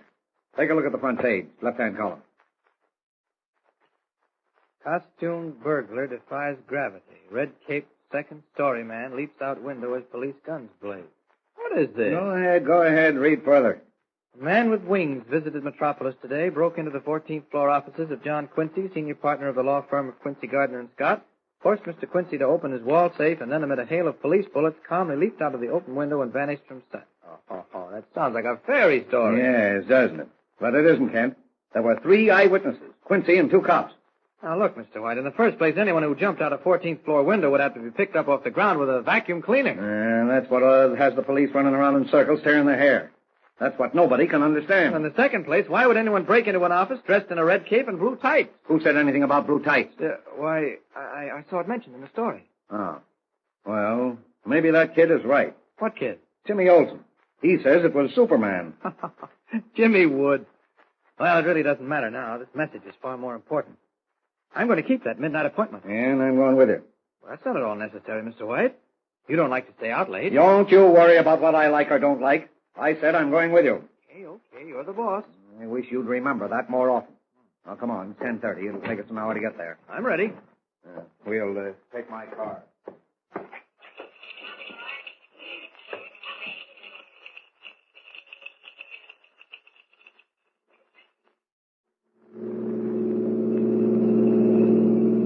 And, Ken, what happened after you brought Dorf, the cook, back to the university? Oh, everything went to pieces. Dr. Stone said the medicine Dorf was putting in the milk was vitamin B1 compound. The men on the team get a dose of it every day. Then Professor Nelson made matters worse by telling me that Dorf's son was in the Children's Hospital at Sharon Heights suffering from infantile paralysis. That's why he had to catch a train to visit the boy. Well, I must say you managed to mess things up beautifully. And yet, you still think someone's trying to ruin the team? Yes, I can't believe the collapse of every man on the squad last week was accidental or a coincidence. Things don't happen that way. After all, any one of the 3 beneficiaries might be very interested in keeping the university from getting the $3 million legacy. Who are the other 2 besides the sanatorium? Clark, a half-brother of Richards, and George Kane, a nephew. Clark lives out west and is independently rich. Kane, according to last reports, was working on an oil tanker. I see. And you think someone's trying to put the football team out of the commission to get hold of the money? That's what it looks like. Oh, slow up a minute. There's a sign up ahead. Cedar Crest Sanatorium, 1/4 mile. Turn left here. What was the bird's name up here? Wilson, Dr. Wilson. He probably runs the place. Oh, that must be it. The big stone building on the hill there. I'd have to be pretty sick to come up to this deserted neck of the woods. Now, there's the driveway between those cedar trees. Yeah, I see it is. Well, here we are. What time is it? 11:45. 15 minutes early. I don't suppose it makes any difference. No, let's go in. Looks like a morgue more than a sanatorium. Doesn't seem to be any bell. We'll knock. All right. How come Richards named this place in his will? I don't know. Maybe he spent some time here. Maybe they pulled him through an illness. Somebody's coming. Yes? Who is it? Mr. Kent, I have an appointment with Dr. Wilson. Just a moment. Come in, please. Oh, there's another gentleman with you. Yes, Mr. White, the editor of my newspaper. Oh, yeah. Come in. Thank you. Step this way, please. Dr. Wilson is busy at the moment, but if you will be seated here in the waiting room, I will tell him you have arrived. Mr. Kent, what is the other gentleman's name? Perry White. Thank you. Tell All she needs is a broomstick to make her the best Halloween witch I've ever seen. What a face.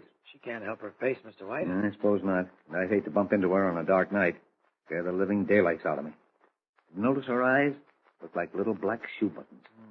I imagine she's the matron or manager. Here she comes. Dr. Wilson will see you in his private office. Oh. Follow me, please. What? Through this hallway. This is Dr. Wilson's office. Step inside, please. Hey, wait a minute. She's locked us in. All right. This isn't an office at all. It's a bare room with 2 chairs. There aren't even any windows. Hey, open up. Open up, I said. Don't excite yourselves, gentlemen. Where's that voice coming from? That grill in the ceiling. There's a loudspeaker behind it. And a microphone as well, Mr. Kent. I can hear everything you say. But unfortunately, I will not be able to speak with you again until next Saturday. Saturday? What's he talking about? Both you and Mr. Kent are to be my guests until next Saturday, Mr. White.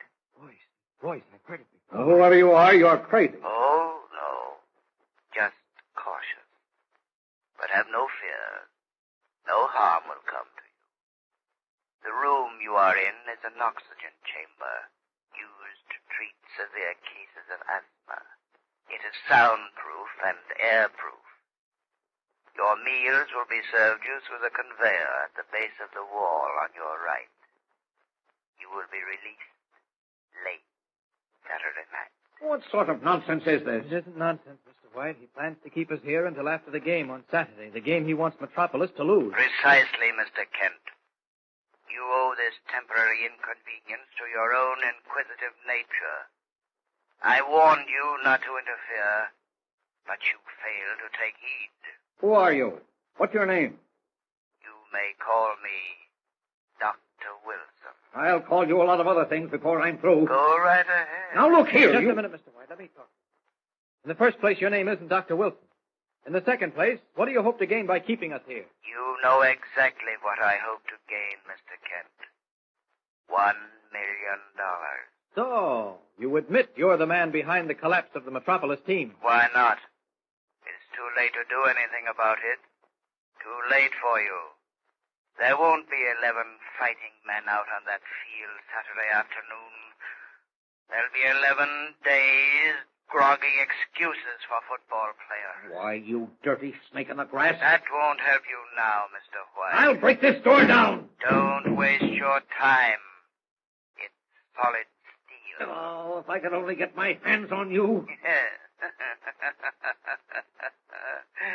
If wishes were horses, beggars would ride. Well, gentlemen, I must leave you. If you wish anything, press the button to the left of the door. Good night. Wait, come back. Gone. Now what do we do? You got me into this. Just take it easy, Mr. White. What day is this? Tuesday. No, wait. It's after midnight. It's Wednesday. And do you mean to say we're going to be cooped up in this dungeon till Saturday? 4 days? Not on your life. Wait, give me a chance to think. That voice. know it, but I can't place it. Oh, what's the difference?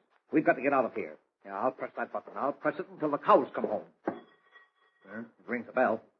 Yes. What do you want? Open the door. Don't be a fool. Okay, then I'll keep ringing. Stop that. Take your finger off that button. Not on your life. Then we will have to put you both to sleep for a while. What's that? Some sort of gas pouring into the room. It's choking me. Stop it. Stop it. Remember, don't press that bell button. I'm sorry, but we will. Kent, stop. Don't. No, you see what you've done? Kent! The gas! It's pouring in! Kent, in heaven's name, stop! Stop!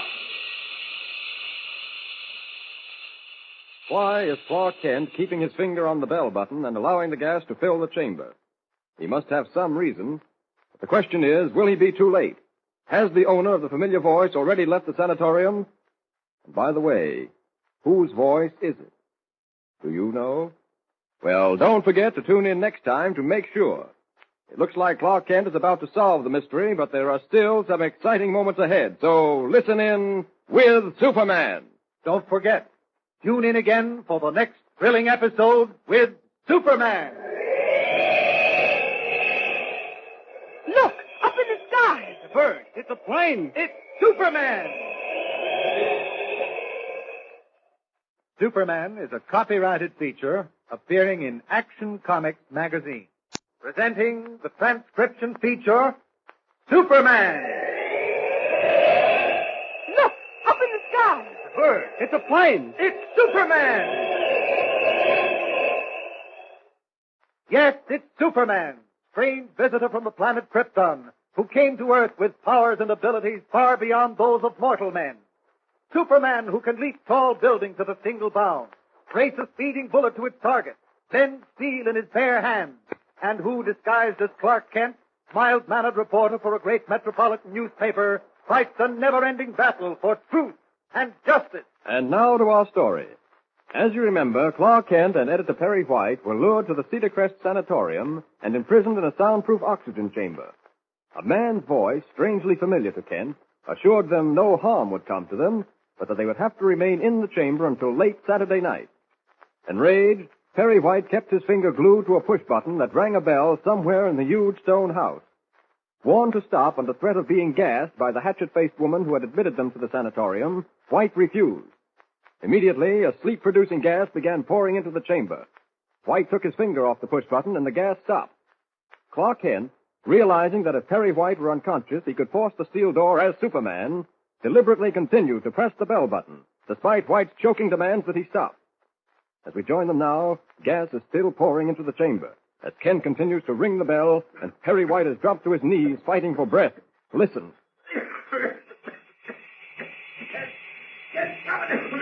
Take your finger off that button. We'll suffocate. No, they can't bulldoze us. Fool that you are. What can you gain? The gas will put you to sleep, and you will awake with your head aching. Listen to me. I demanded you. I demanded you. Your friend has succumbed. Now do you see what will happen to you if you continue to ring that bell? You can't frighten me. You can't. You're weakening, aren't you? You can't breathe. Your legs are becoming like water. Just a few seconds more. I told you, you can't. You can't. Oh. Perhaps next time you will know better. Sleep, my friend. Sleep. Sorry, lady, but I'm not the least bit sleepy. Just give you a chance to get out of earshot, and then we'll see who should know better next time. Poor Mr. White. He didn't see him gasp for breath and then collapse, but it was the only way. Well, it's safe now. It's enough for Clark Kent to become Superman. Door shouldn't be too hard to open, even if it is solid steel. The noise will probably bring that witch woman running, but it'll be too late then. Here goes. Pretty tough. Well, a little more effort and it should buckle. There, that does it. Now let's see whether old Hatchet Face heard that crash. I'll just step back in the shadows here and handle her as Clark Kent. Here she comes. Oh, Surprise? where are you? Right here, madam. Oh, no, not so fast. I want to talk things over with you. Let go of me. Let go of Not me. until you answer a few questions. I don't know anything. Let me go. You were pretty cocky just a few minutes ago when you shot that sleeping gas into the chamber. How did you get out? Never mind that now. I'm out. And if you value your neck, you'll talk and talk fast. Who was the man who spoke to us through that loudspeaker? Dr. Wilson. You know you're lying. There's no Dr. Wilson here. Who was it? I told you. Dr. Wilson. Who owns this sanatorium? Dr. Wilson. So you've been well trained. All right. Where is Dr. Wilson? He's gone. Where did he go? I don't know. Now, look, lady, this is serious business. A matter of life or death for many people. Where can I find Dr. Wilson or whatever his name is? I told you I don't know. What more do you want? I want the truth. That's what you've got. All right, we'll have to use other methods. Perhaps the police can get you to talk. I haven't done anything. No, nothing except locking two people in an oxygen chamber and attempting to put them to sleep with gas, that's all. He told me to do it. Who told you? Doc Wilson. Almost forgot yourself that time, didn't you? Oh, Mr. White's regaining consciousness. Now you're in for it. He runs the most powerful newspaper in the country. He'll see to it that you go to jail. No. No, he can't. I'm just being paid. By whom? I told you. Dr. Wilson. Kent, where are you? Right here, Mr. White. Right, step inside, lady, and don't try to get away. Kent, what happened? That gas. It's all over now, Mr. White. Oh, over. Oh, my head. It's splitting. Here, I'll help you get up. There we are. Kent, that woman. She's the one who locked us in here. I know. She turned the gas on. Yes. I was only following orders. Whose orders? No sense asking her that, Mr. White. She has a stock answer. Dr. Wilson. Yes, that's true. Kent, I don't understand this. Who opened that steel door? I did. But how? Evidently it wasn't locked properly, but don't worry about that. We have more important things to think about. This mysterious Dr. Wilson admitted he was the man behind the attempt to ruin the Metropolis football team. He must be located. She says he left. You can search all over. He is not here. Where did he go? She says she doesn't know. I don't. Well, maybe someone else around here does. There isn't anybody else. I'm here all alone. You mean the sanatorium isn't in operation? There have been no patients here for 3 years. Then what's that? Someone's knocking at the front door. Martha! Martha, open up! Oh, that's our friend, Dr. Wilson. Evidently he returned for something. No, it is not. You are wrong. Martha! Martha! We'll see how wrong I am. Come on, let's let him in. I am not supposed to admit strangers. This isn't a stranger. Listen to him. Martha, where are you? Hey, he's calling you by your first name. All right, come on, or do I have to drag you? Martha! Martha, open this door! Go ahead, open it. I told you I am not supposed Stop to. stalling. Open the door.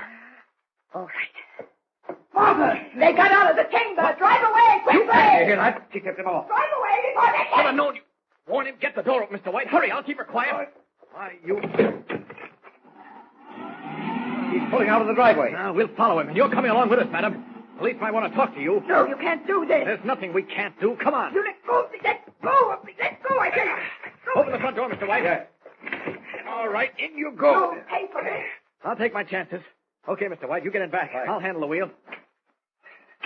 Which way did he go? Out the driveway and along the main road to Metropolis. Okay, hold on. Swinging out of the sanatorium driveway, Clark Kent hits the smooth concrete of the main road, traveling at 70 miles an hour. Far in the distance, the twin taillights of the car he is following gleam like red fireflies in the darkness. Gripping the wheel, Kent jams the gas pedal to the floor. Is that the car up ahead, Kent? I think so.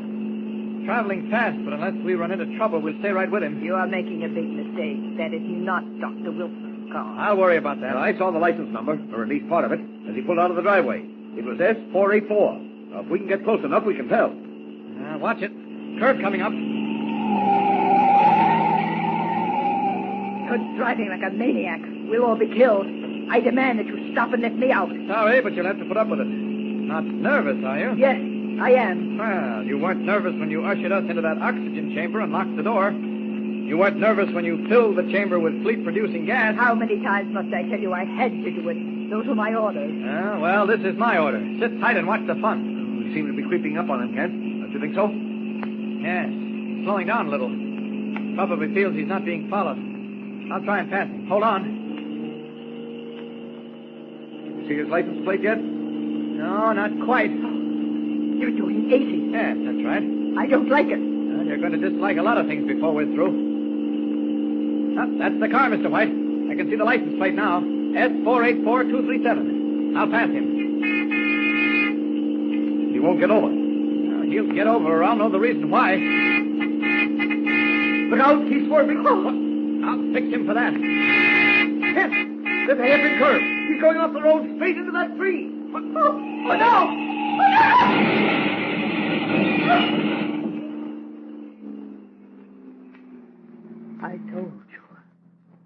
I told you. Oh, never mind what you told me. Come on, Mr. White. He hit that tree going 60. He's done for. Looks like it. No, wait a minute. He's still breathing. Here, I'll get this buckle door open and you drag him out. Okay. Better work fast. All right. There. It's clear. Yeah. I got it. Can't stop me now. Can't stop me now. Scott! Do you know who it is? No. Who? Dr. Stone. Professor Nelson's assistant at the medical laboratory. Too late. No antidote in this country. Way down Central America. Too late. Dr. Stone, what are you talking about? Antidote for what? Football team. Can't win Saturday without antidote. Too late to get it. Way down Central America. Savage tribe. Too late.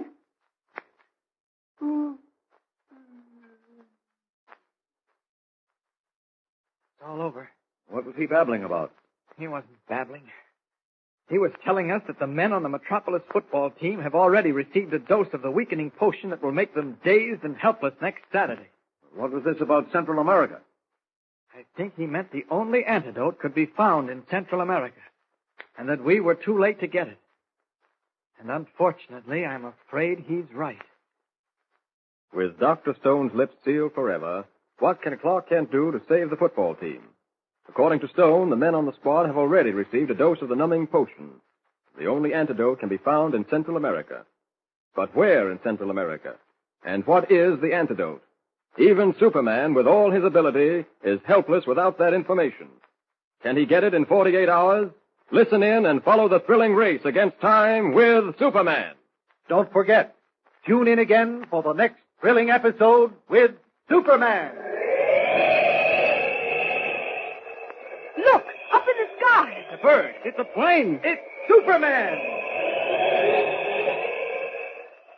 Superman is a copyrighted feature appearing in Action Comics magazine. Presenting the transcription feature, Superman! Look, up in the sky. It's a bird. It's a plane. It's Superman! Yes, it's Superman, strange visitor from the planet Krypton, who came to Earth with powers and abilities far beyond those of mortal men. Superman who can leap tall buildings at a single bound, race a speeding bullet to its target, bend steel in his bare hands, and who, disguised as Clark Kent, mild-mannered reporter for a great metropolitan newspaper, fights a never-ending battle for truth and justice. And now to our story. Following a wild automobile chase, Clark Kent and Perry White, accompanied by the woman in charge of the Cedar Crest Sanatorium, drew up alongside the car being driven by the mysterious Dr. Wilson, owner of the sanatorium. On a sharp curve, the Wilson car, out of control, left the road and crashed into a tree. Pulling the delirious driver from the wreckage, Kent discovered him to be Dr. Elihu Stone, assistant to Professor Nelson, dean of the Metropolis University Medical School. Injured beyond help, Dr. Stone babbled incoherently before the end came. As our story continues today, a meeting is taking place in Professor Nelson's office at the university.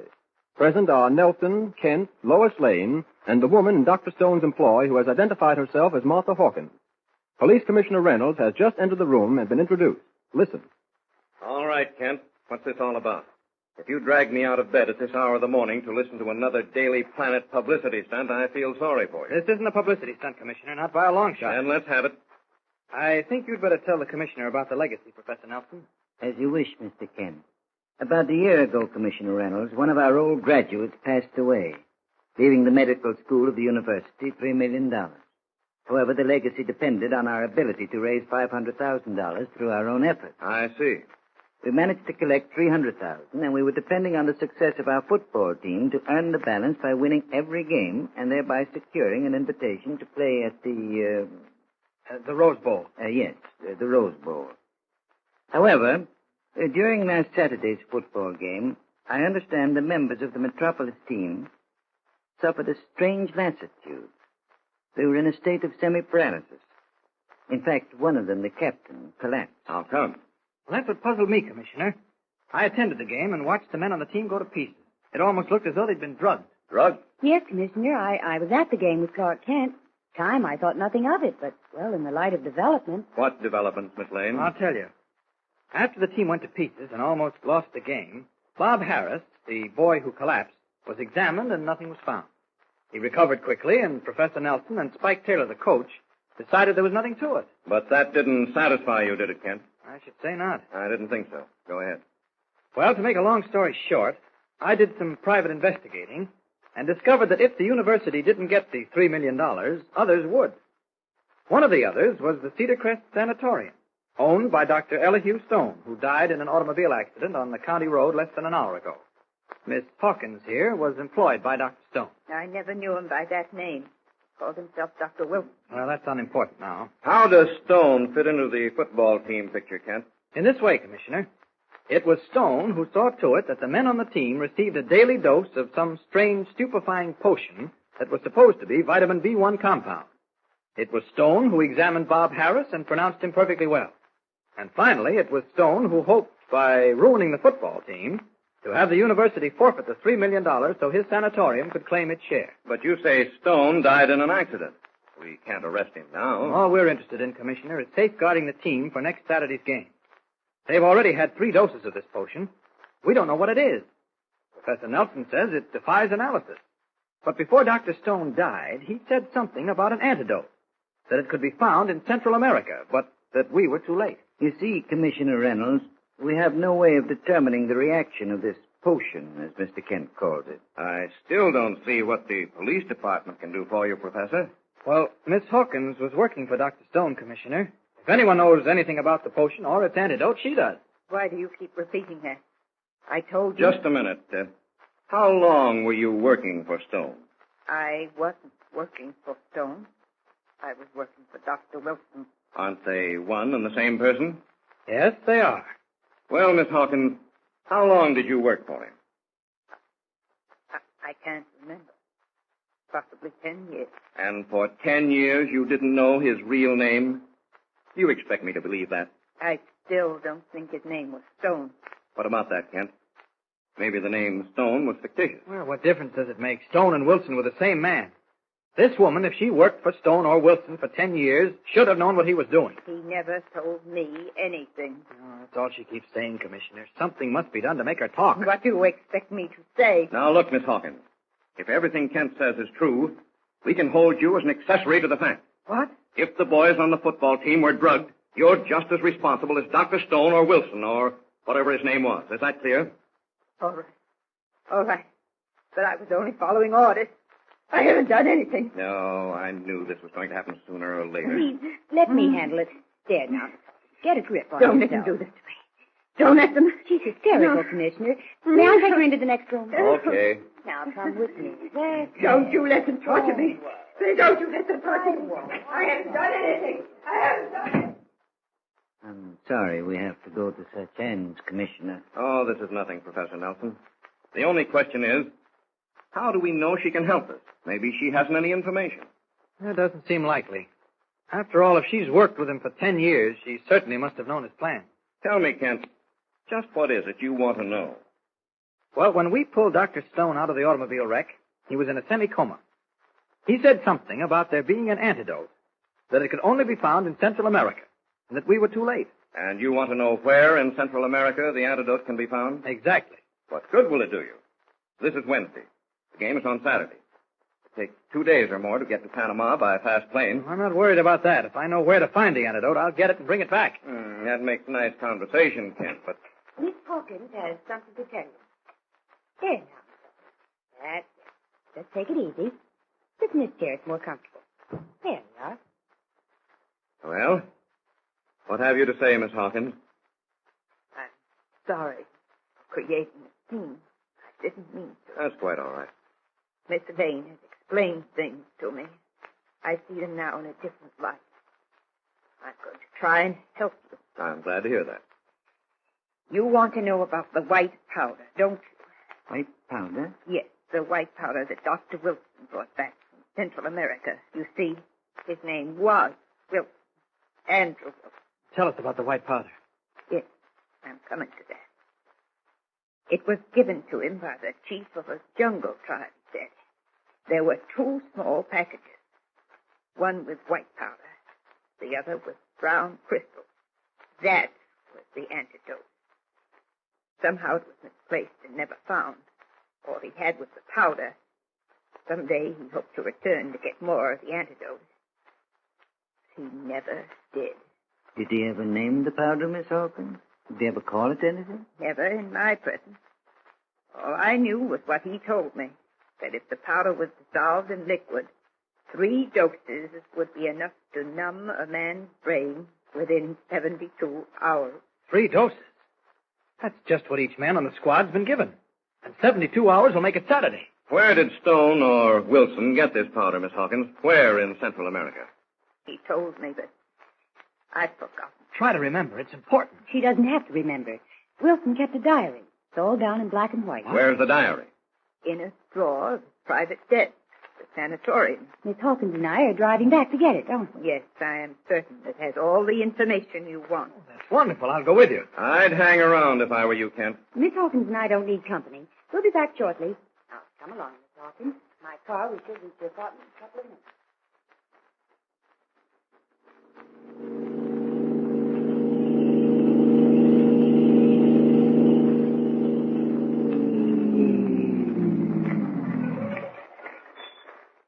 Well, here we are. That didn't take so long, did it? No. You drive very well, Miss Lane. Oh, thank you. Be careful of the steps. Some of them are cracked. Why, the door's wide open. Yes. Your friend, Mr. Kent, was in a hurry to leave. And the lights are on. I'll just close the door now. It's a little chilly. There. Better. Now, I think we'll find the diary in this desk drawer. Seem to remember seeing it here. All right, Miss Lane. Don't move. Why are you pointing a gun at me? What do you take me for, a fool? Do you think I'm going to run the risk of letting $1 million slip through my fingers? Andrew is dead. That money belongs to me. What are you talking about? I'll tell you what I'm talking about. Andrew Wilson was my brother. My name isn't Hawkins. It's Wilson. Martha Wilson. We planned this together, Andrew and I. We planned it carefully, and there isn't going to be any slip now. Then there isn't any diary. Oh, yes, there's a diary. But I'm going to burn it. I'm going to burn it before your very eye. I'm going to let the pages that tell where Andrew got the white powder and the antidote shrivel into ashes. That $1 billion belongs to me, and I'm going to get it. Facing a woman whose eyes gleam like live coals, Lois Lane finds herself helpless. What will happen? Will the precious diary be consumed to ashes, and the whereabouts of the antidote lost forever? There's excitement ahead, so don't fail to tune in on the next episode. Follow the thrill-packed story with Superman. Don't forget, tune in again for the next thrilling episode with Superman. Look, up in the sky. It's a bird. It's a plane. It's Superman.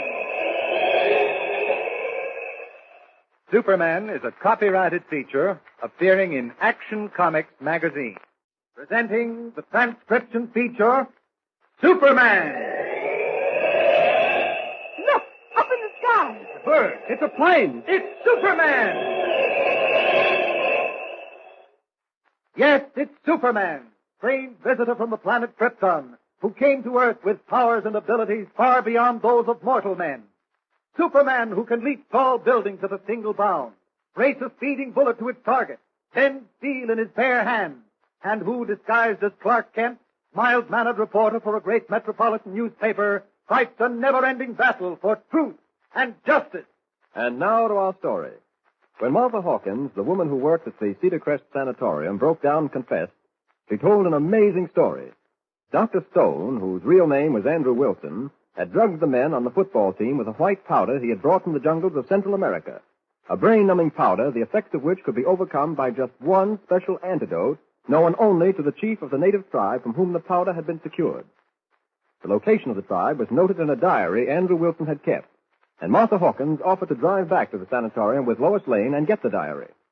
Arriving there, she opened the desk drawer, but instead of producing the diary, aimed a revolver at Lois and warned her not to move if she valued her life. Dazed, Lois stared into the woman's burning eyes, realized she was half mad. Listen. I'm warning you, Miss Lane. Don't move, or I'll shoot to kill. Why are you doing this, Miss Hawkins? Don't call me Miss Hawkins anymore. I told you who I am. I'm Andrew Wilson's sister. We plan this together. It's not going to fail, even if Andrew is dead. Then there isn't any diary. You lied to us. Oh, there's a diary, all right. And it tells the location of the tribe, too. It gives the chief's name. But you'll never see it. Nobody will see it. I'm going to burn it before your very eyes. I'm going to let you watch the pages shrivel up and turn to ashes. But why? Why are you doing this? Because that money belongs to me. I'm no fool. I know that if the university doesn't claim the $3 million, the sanatorium will get part of it. 1 million of it. And I'm the sanatorium now that Andrew is dead. Is that reason enough? No, it isn't. I told you what the university was going to do with the money if they got it. I told you about all the thousands of children who would benefit. Doesn't that mean anything to you? You can't talk me out of it with all your pretty speeches. Don't try. I'm not making pretty speeches. There's nothing pretty about infantile paralysis. Nothing pretty about boys and girls who aren't able to walk and run and play. Stand back. Don't come any closer or I'm not coming any closer. Why don't you put that revolver back in the desk and listen to me?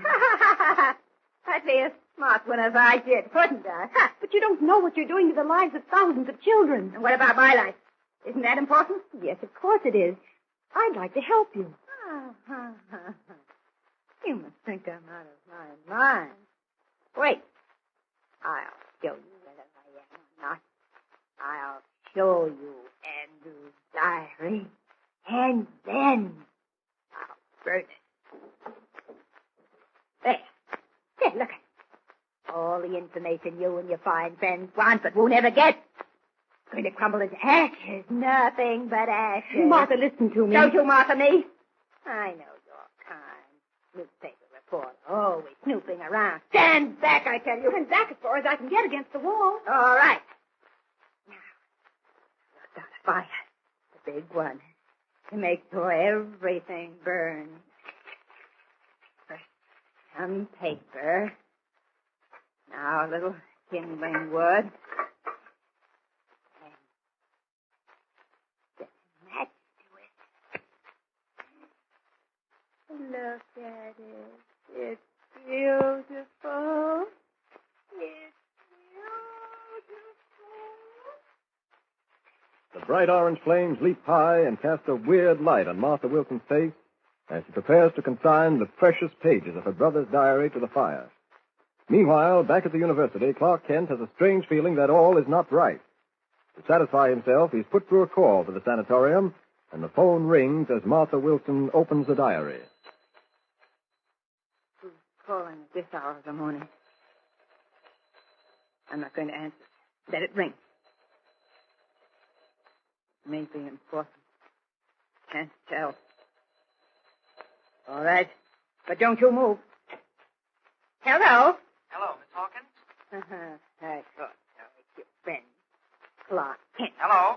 Hello? Yes, Mr. Kent. We're just about to leave. Clark, help! Wait, you... Explain, but it won't work. Even if he did hear you, he's 50 miles away. I could burn 1,000,000 diaries in the time it would take him to get here, and there's only one. Well, just let me say one you thing. said enough. Now, once the papers turn to ashes, one at a time. 1, 2. Stop it, you're mad. You don't know what you're doing. 3, 4. Clark, You can't be. Clark, the diary, take it from her. you can't have it. Into the fire. There. I'll get it. Don't you burn your hand, Clark. I got it. It's just scorched. No, it's burned. It's ashes. It's nothing but ashes. I can tell. I can tell. She's out of her mind, poor thing. I think you're right. Keep an eye on her. I'll call Reynolds and have him send an I ambulance. don't care. I'll get $1,000,000 all for myself. Yes, of course you will, Martha. Now, here, sit down and rest. Metropolis 4860, please. What happened here, Lois? She pulled a gun out of the drawer and her whole attitude changed. That crying back to the university was just an act. Do you know who she is? What do you mean? She's Stone, What? or Wilson's sister. Hello, Professor Nelson. This is Clark Kent. Yes, will you tell Commissioner Reynolds to send a police ambulance to the Cedar Crest Sanatorium at once? I can't explain now, but I will when I see you. Yes, that's right. Thanks. Goodbye. You say she's Wilson's sister? Yes, and she knew all about the Richards' will and the money coming to the sanatorium. My heart sank when she began throwing the pages of that diary into the fire one by one. How many are missing? Only the first 4. And, by the way, how did you get here so fast? You called, and then less than a minute later, you opened the door. I'll explain that some other time. I want to look at this diary now. All burned. Nothing but ashes. See here. Ah, here it is. June 12th, 1935. Finally convinced the chief of the Nawan tribe to give me a small supply of the powder and crystals. The Nawan tribe is located 12 miles from Pernambuco on a river known as the Ataba. From what I can learn, they are the only tribe of Central American Indians who have discovered this strange narcotic and its antidote. That's it, all right. Yes, but what can you do about it now? I don't know, but I'll do something.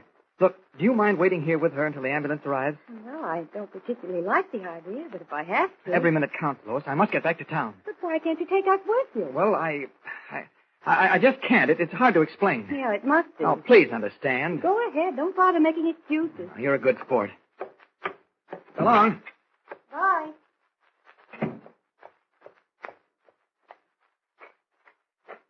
There's absolutely no way of telling her I didn't come by car. If it is, I'll have plenty to explain. Oh, that can wait. Right now, I'm going to take the longest trip I've ever attempted. As Superman. To Pernambuco, Central America. There's one chance in a million of success. But I've got to take it. Up! Up! And away!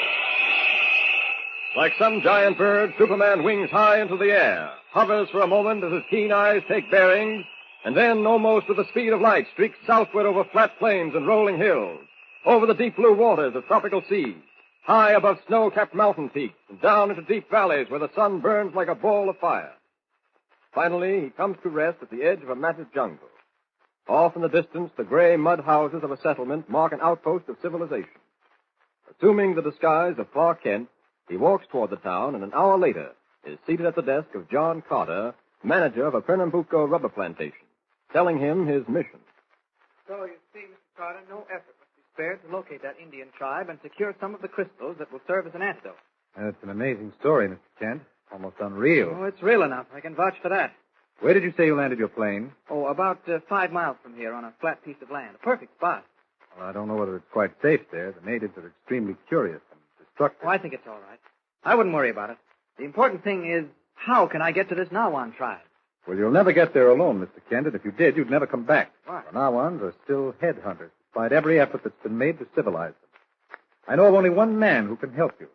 The only white man in this part of the country who dare lead you to the Nawan tribe. Can I get hold of him? Time is important, you know. Well, I think we can find him. He's a strange character, Mr. Kent. Nobody knows what brought him down here, even. Nobody knows exactly what he does, either. A little trading with the natives, a little stealing, perhaps. A little of everything. Sometimes he can't be trusted, and sometimes he's the soul of honesty. I've heard that he's wanted for murder in England, robbery in the United States, and a dozen assorted crimes in a dozen assorted countries. Of course, none of it may be true. We'll just have to take your chance. Where can I find him? What's his name? He lives in a little shack down in the native quarter. His name is Pango Pete. Did you calling me, Mr. Carter? Pete? Were you listening at the window? I just happened to be sauntering by and heard what sounded like a mighty good imitation of my name, that's all. Oh? All right, take a chair. This is Mr. Kent, Pete. He's down from the States. Right. Yo, I'm wondering how you came down. Oh, so you knew he was here? Man's got eyes, ain't he? I came down by private plane, Pete. Where is it? I landed it back a ways. Maybe. What do you mean, maybe? Mr. Kent isn't in the habit of being insulted, Pete. Oh, no insult, man. Just doubting his word. People doubt mine, I'm doubting his. You have a perfect right to, Pete. But let's talk business. I want to hire you to take me to the Nawan tribe. Nawan tribe, eh? Yes, and there isn't much time to lose. Too bad. Well, what do you mean? Nawan tribe ain't where they used to be. I don't quite understand. Moved on. Don't you know where they are? No. Well, I guess I'll be getting along. Oh, Pete, now, can't you help Mr. Kent? Might. If he comes down to my shack after dark tonight, alone. Well, it looks like there's something brewing. Why does Pango Pete want Clark Kent to come to his shack after dark alone? Thrills and excitement are waiting in the jungle, so listen in with Superman. Don't forget, tune in again for the next thrilling episode with Superman. Look, up in the sky. A bird. It's a plane. It's Superman. Superman is a copyrighted feature appearing in Action Comics magazine. Presenting the transcription feature, Superman. Look, up in the sky. A bird. It's a plane. It's Superman. Yes, it's Superman, strange visitor from the planet Krypton, who came to Earth with powers and abilities far beyond those of mortal men. Superman who can leap tall buildings at a single bound, race a speeding bullet to its target, then steel in his bare hand, and who, disguised as Clark Kent, mild-mannered reporter for a great metropolitan newspaper, fights a never-ending battle for truth and justice. And now to our story. Making use of his amazing power of flight, Clark Kent, in his true role of Superman, has gone to the jungles of Central America in search of an antidote to the brain-numbing potion given to the members of the Metropolis football team. Equipped only with the knowledge that the antidote in the form of brown crystals is the secret of the Nawan Indian tribe, Kent, on his arrival, tells his story to John Carter, manager of a large plantation. Carter says there is only one man who could lead Kent to the Nawan Indians, a local character known as Pango Pete. But he warns Kent to be careful. Darkness has fallen. The matted jungle is alive with the hum of insects and the weird baying of nocturnal beasts as Kent approaches Pango Pete's broken-down shack near the native quarter.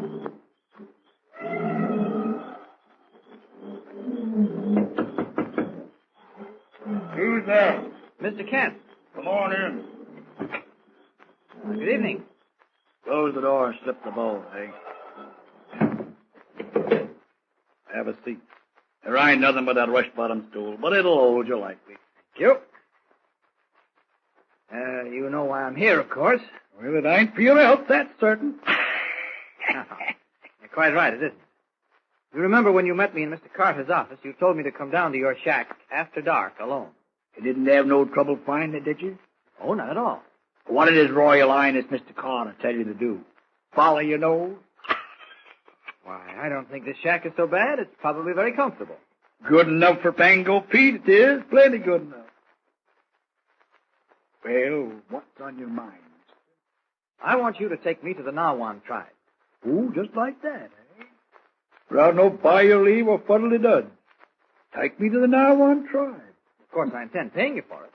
Oh, and that shows your heart's in the right place, don't it? Now, look here, Pango, whatever your name is. Now, me bully boy, keep hold on your temper. Mind you're in the jungle now. Go slow here. I haven't time to go slow. You better find time. There's plenty of it around. There's only one thing I'd like to know. Are you or are you not interested in earning some money? Well, now, that depends on how hard I got to work for it. Maybe His Highness didn't tell you, but I'm retired. Yes, Mr. Carter mentioned something about it. Yes, I've been retired for years, living off the fat of the land. and taking orders from nobody. Then you're not interested in making some money. Well, I might be influenced into coming out of retirement. All right, then let's get down to business. All you'll have to do is take me to the Nawan tribe. I'll handle the rest. You've got a nice head, mister. Good shock of air. It's set fine on a pole. What are you talking about? Slip that bolt and open the door. Open it gentle now. Them Indians ain't so good.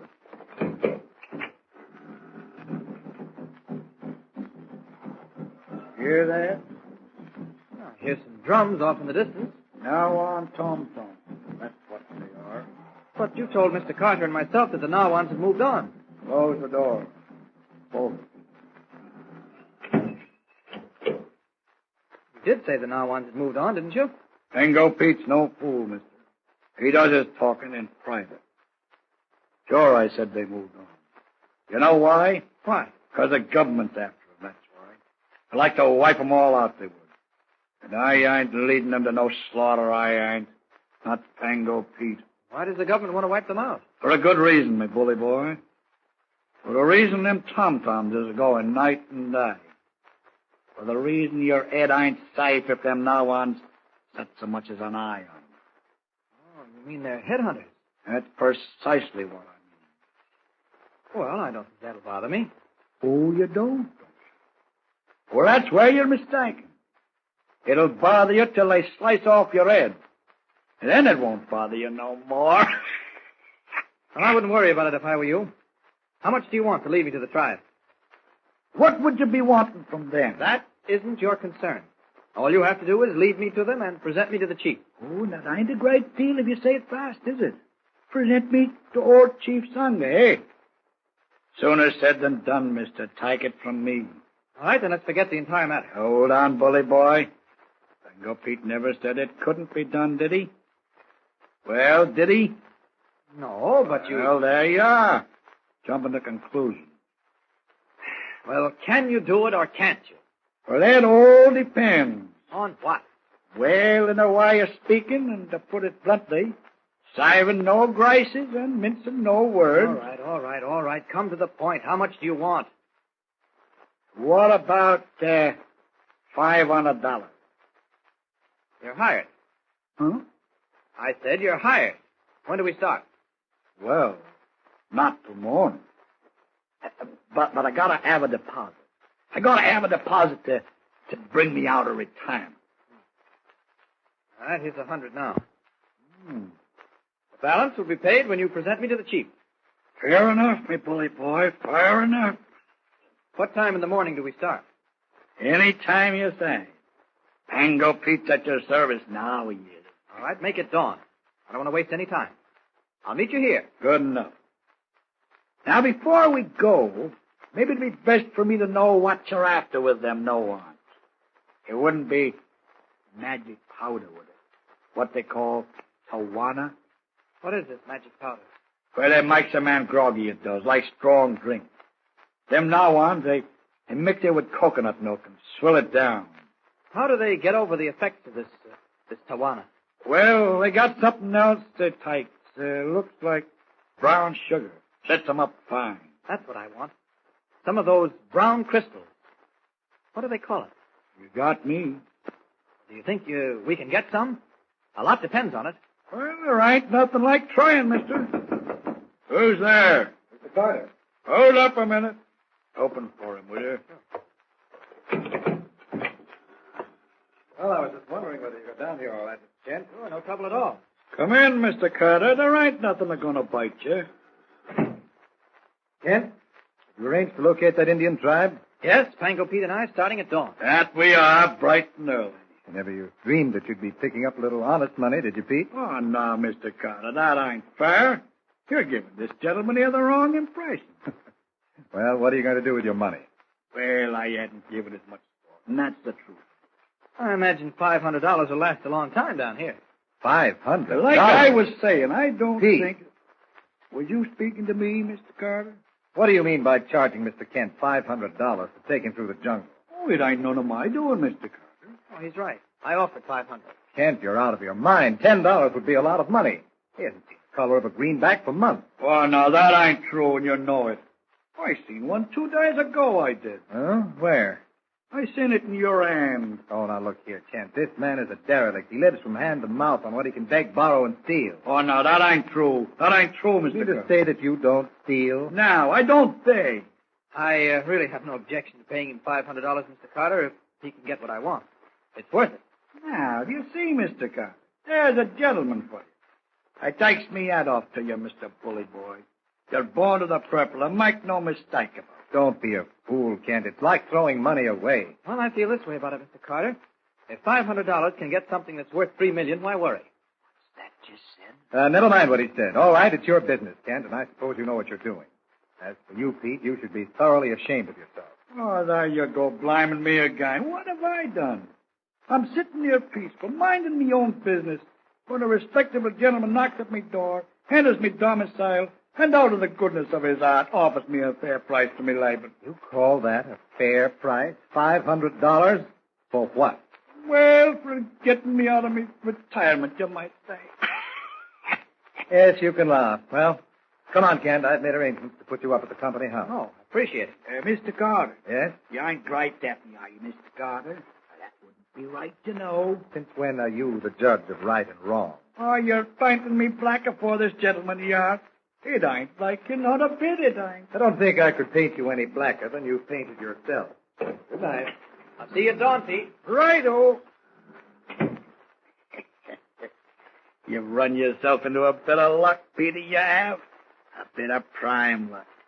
That bully boy's got it just for the taking. You're not going to stop with no $500, Peter. You can lie to that. You heard him say the stuff was worth to him, didn't you? $3 million. I never knew there was that much money in the world, did you? Ah, but there is, and waiting to be took. He's got to come across with a lot more before you take him to old Chief Sangha. 500 ain't a drop in the bucket.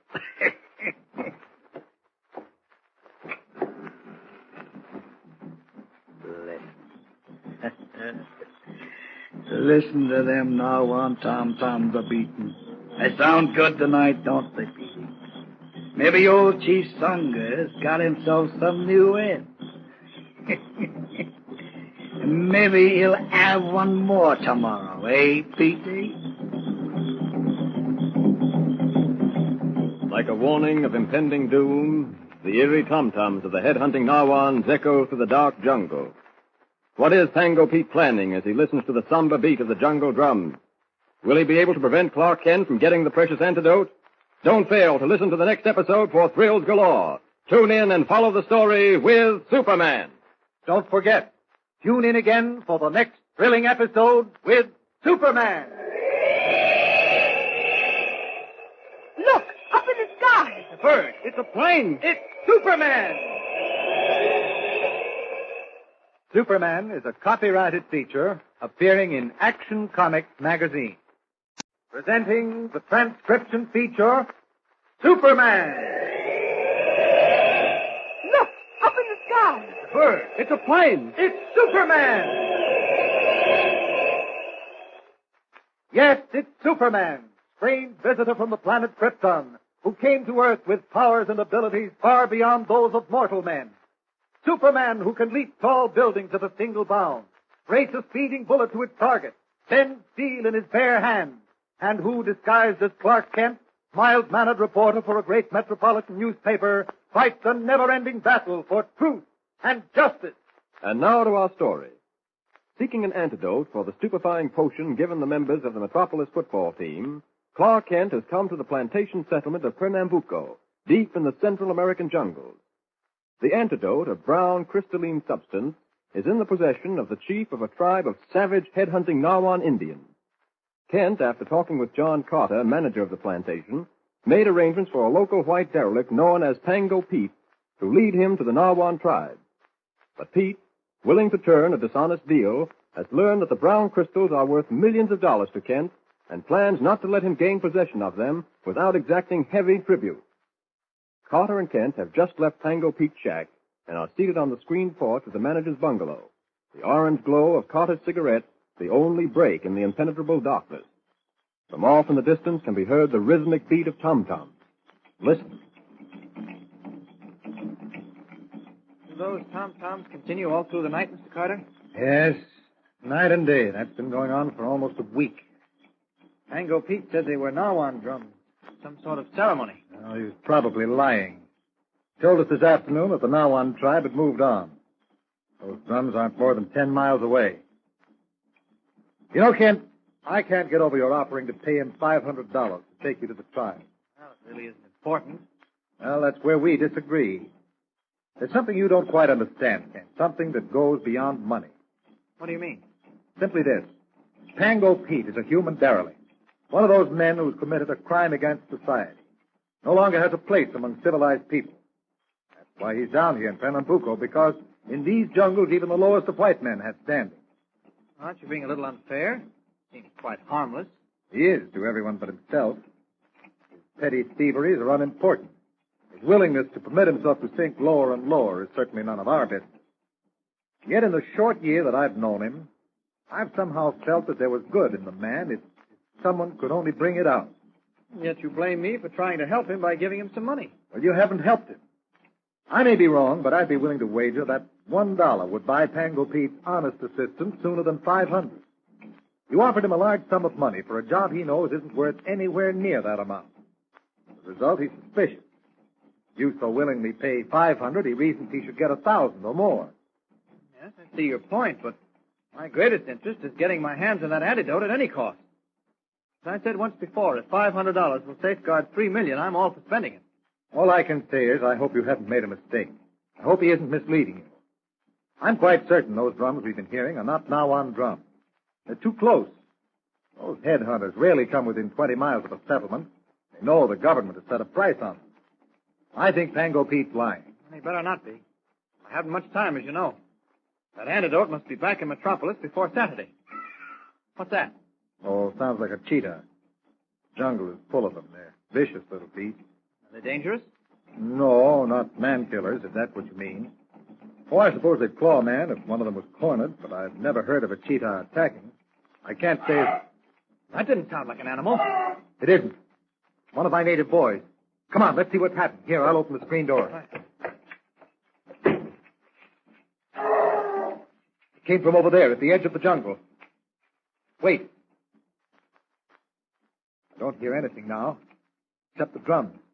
Where are you going, Kent? Just to look around in the brush. Kent, come back. Don't be a fool. It's alive with take. Don't worry. Whoever was screaming was in serious trouble. Good thing it's pitch dark in case I have to handle whatever this is. It's Superman. Yeah, can't see a thing yet. Wait. Something's moving up ahead of me. Sounds like it might be... What was that? Something struck me and dropped to the ground. Great Scott, it's a stone-tipped dart. Oh, there's another. Looks serious. I'd better get back and warn Carter. Kent, is that you? Yes, I'm all right. Kent, you never should have gone in there. That's one of the primary rules in the tropics. Stay out of the jungle at night. I don't suppose you found anything. Yes, I did. These. Poison darts. Where did you get them? They were shot at me, but they missed. Kent, that means only one thing. There are headhunters in that patch of jungle. We're in trouble. No wonder those drums were so close. Come on, I've got to round up the men. You'd better go down to Pango Pete's shack and get him up. We may need him. Meet me at my cottage, but hurry. Okay.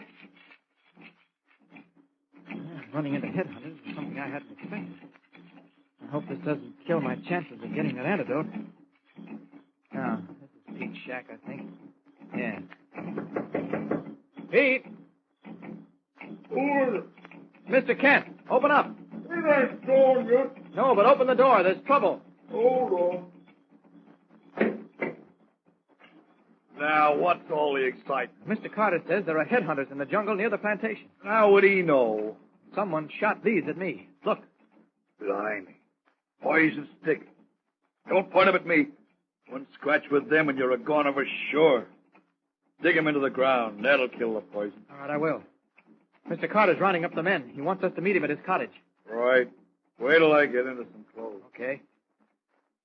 How'd you know them fighters was in the jungle? We heard a man screaming, and when we got to the edge of the brush, these darts came winging out. Who was it screaming? We don't know. Mr. Carter thinks it was one of his native boys. Know what that means, don't you? They got the poor blighter, them heathens did.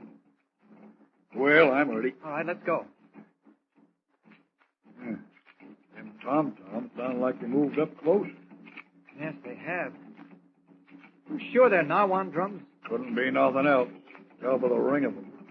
That means Nawan shot the dart. Yeah, looks like it. Yeah, Mr. Carter certainly rounded the men up fast. They're all behind his cottage. Oh, there he is on the porch. Ken, come inside quickly. Pete with you? Yes, he is. Where is he? Right here, Mr. Carter. How can we stop this, Pete? Kent told you what happened. Yep.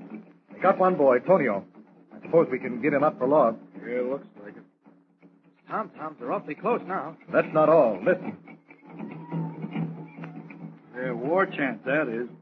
It means business, them black devils. We've got to stop them. Can you handle a rifle, Kent? Yes, but I... Here, take this one and shoot to kill. There's no telling how many of them are hidden in that jungle. What do you say, Pete? Well, I don't know rightly. Them Nawans a big tribe. Mighty big. Probably 100 of them, all with blowguns and poison darts. Listen to them chant. Blood curdling. If I could get the old Chief Sangha, might get him to call them off for a handful of drink. Oh, that's impossible now. It's certain death to anyone who goes near that jungle. There's one of them. See the heathen sneaking along the edge? Yes, I see him. Almost like a black pygmy. Yeah, they're little fellas, but mean. Keep an eye on him. Watch what he does. I'm going to keep more than an eye on him. Hold that screen door open, Kent. Okay. You got the black devil. Oh, listen to them now. They're going crazy. Yeah, that shot did it. Afraid my native boys are going to get panicky. They're all hurted in the back, frightened to death. Take a look at them, Pete. Calm them down. Yeah, I'll do what I can. See anything, Kent? No, not a thing. They must be close. That chanting and the drums. Entirely too close for comfort, Kent. Realize what can happen? These savage tribes have wiped out entire settlements. They're amazing marksmen with their deadly little blowguns and poison darts. Look! Something's moving at the edge of the clearing. Over to the left. Yes, I see. Open the screen door. Okay. Look out! Oh. Saved my life that time, Kent. That dart would have struck me in the shoulder if you hadn't pushed me. How in heaven's name did you ever see it coming? I don't know. Maybe we'd better not open that door again. Probably not. What's happened to Pango Pete? He shouldn't be taking this long. Here I am, Mr. Carter. You said to calm the men down, didn't you? How are they? Herded together like a bunch of sheep, that's how.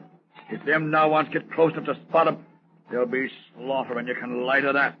Can't let them get close enough. Sooner said than done. Like's not the clearing's alive with them, only we can't see them. Like's not they're crawling up on their bellies, fixing to rush us. Only they'd stop that infernal drumming and that chant. It's driving me mad. Let me see whether I can make power with them. You mean go out there? Blimey, no, I ain't that crazy. Step aside from the door. We'll give it a try. Now keep a sharp watch. We will. Well, here goes. Hi-yo, fire! Hi-yo, fire! Hold the drum. Hi-yo, fire! Hi-yo, fire! What did he say? I asked him who they was, and he says the Nawans. Find out what they want. Nawan! Talofa, my God, Ali! Yes? You ain't gonna like this, Mr. Carter. None at all. What is it? What do they want? He said, Kayabana. That means 5 heads. 5 heads? That's it. If you asked me, I'd say we were getting off mighty cheap. Nobody's asking you. This isn't the Middle Ages. I wouldn't make a human sacrifice if my life depended on it. Tell the bloodthirsty beggars no. As you wish. Naga! Naga! What does that mean? It means we'd all better start saying our prayers now. Because here they come, and there ain't nothing gonna stop them. As the weird tom-toms beat with new frenzy, and as the savage voices of the Nawan headhunters rise in the night, Clark Kent, as Superman, prepares to do battle with the strangest enemy he has yet faced. How will he fare against 100 black pygmies who are shadows in the darkness? Can he keep them off and at the same time get possession of the precious antidote? Listen in to the next episode for a smashing climax to this jungle drama. Follow the thrilling story with Superman. Don't forget, tune in again for the next thrilling episode with Superman.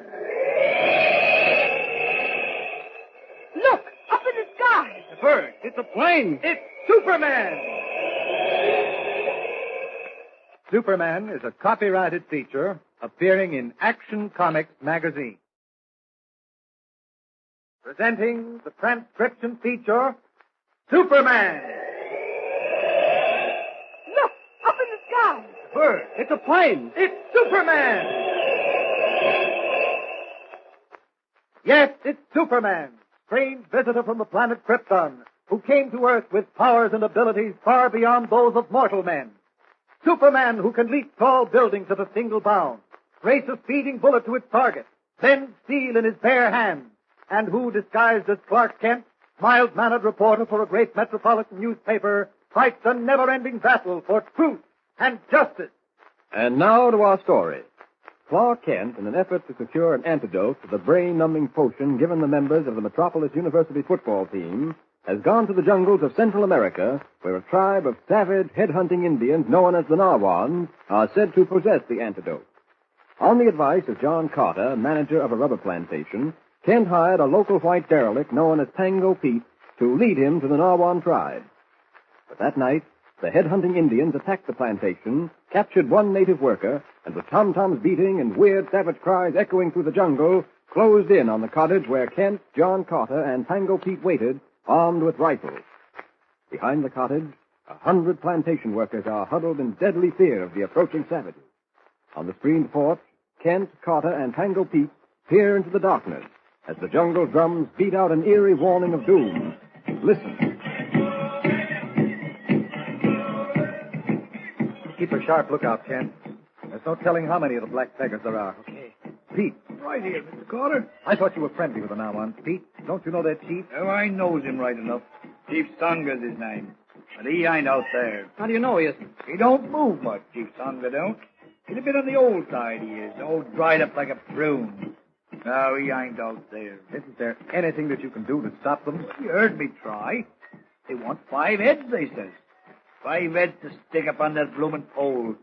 Now, if I was you... Try talking to them again. Tell them we'll give them food and jewelry. It ain't gonna do no good. Well, try it. Righto.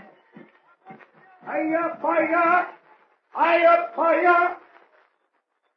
Shut them up, at least temporarily. Go ahead, Pete. Food and jewelry. You got to wait till he answers. What does that mean? It means, is we ready?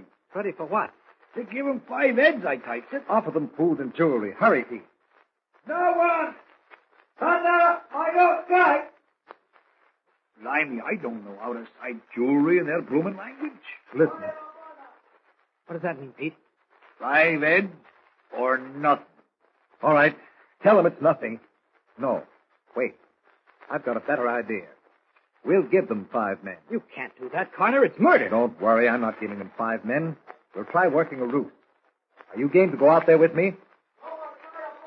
What's that, Pete? They wants to know what's holding up the works, as you might say. All right. Tell them we'll give them 5 men. Righto.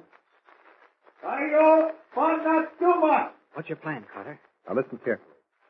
You, Pete, and I will go out to meet them with 2 of the native boys. Hold on a minute, Mr. Carter. Tango Pete ain't getting social with them Narwhal headhunters. Not on your life. Why not? My understanding that you are on friendly terms with the Narwhal tribe. Matter of fact, it's been rumored that you haven't been above supplying them with native victims. That's a lie. There ain't a soul can prove it. I never turned no one over to them bloody heathens. How is it you can speak their language? I've always wondered about that. Oh, I picked it up doing a little trading with them. That's the truth. So help me. What sort of trading could you do with savage Indians except trading in human beings? You got no right to say that, Mr. Carter, you ain't. Oh, I wonder. At any rate, you're going out there with us, whether you like it or not. You're the only one who can speak their gibberish. What about you, Kent? I know I've got no business asking you to risk your life. I'll go along. As a matter of fact, I'd much rather tackle them alone. Don't be a fool, man. They've got blowguns and poison darts.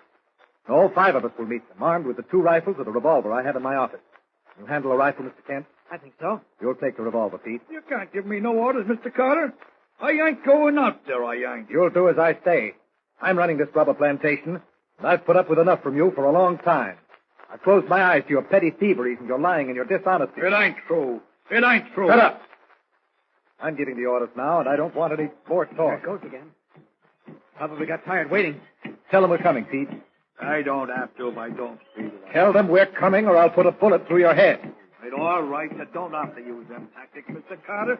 Kid, I like you. Never mind what's like me. Now, hurry up. I'm worrying. Hiya, Lana! What did they answer? I didn't catch. You're lying in your teeth. It doesn't matter now. I'll go back and get the two boys and the revolver. Keep an eye on him, Kent. I don't trust him. I'll be right back. What do you suppose got into Mr. Carter? It ain't a bit like him. It ain't acting up this way.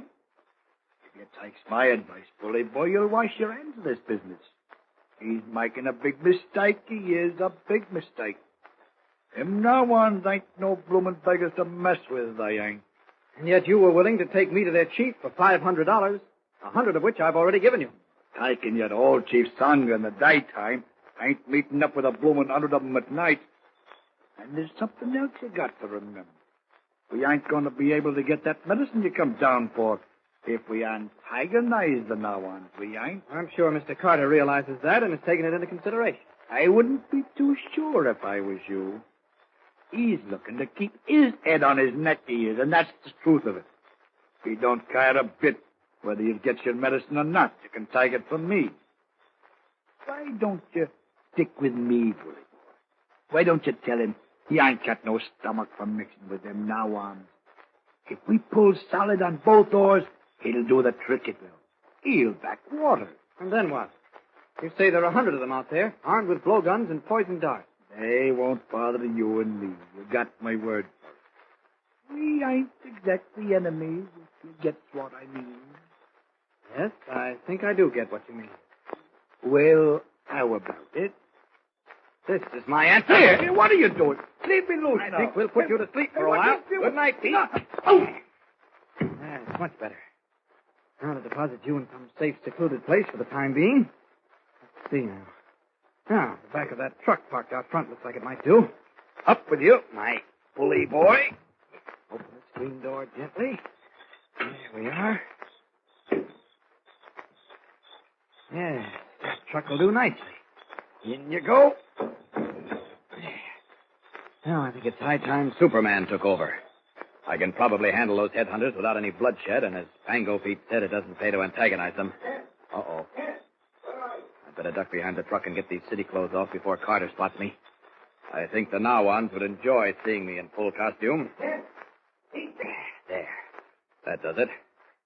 Now, let's see what savage headhunters look like from the air. Up! Up! And away!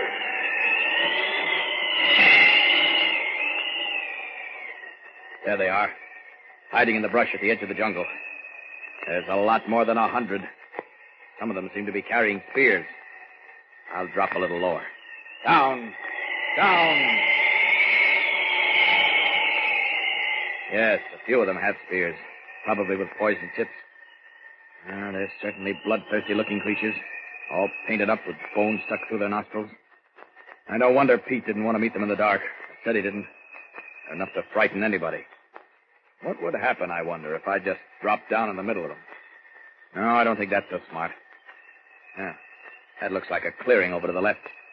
I'll drop down and watch them from there. Down!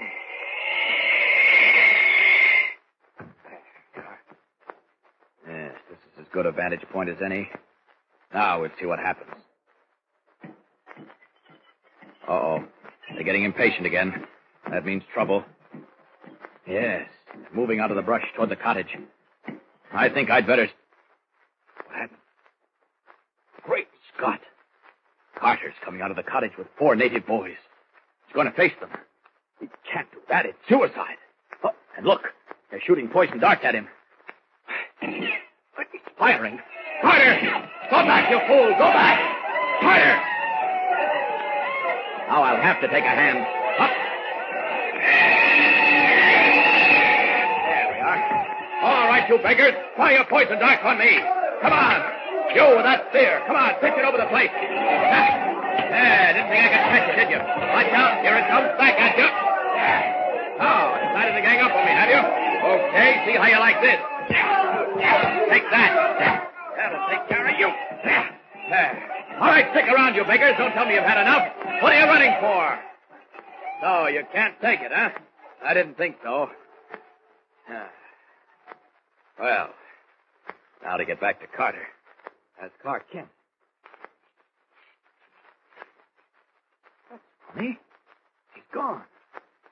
Last time I saw him, he was halfway between the cottage and the jungle. Maybe he's in the cottage. There's a light on.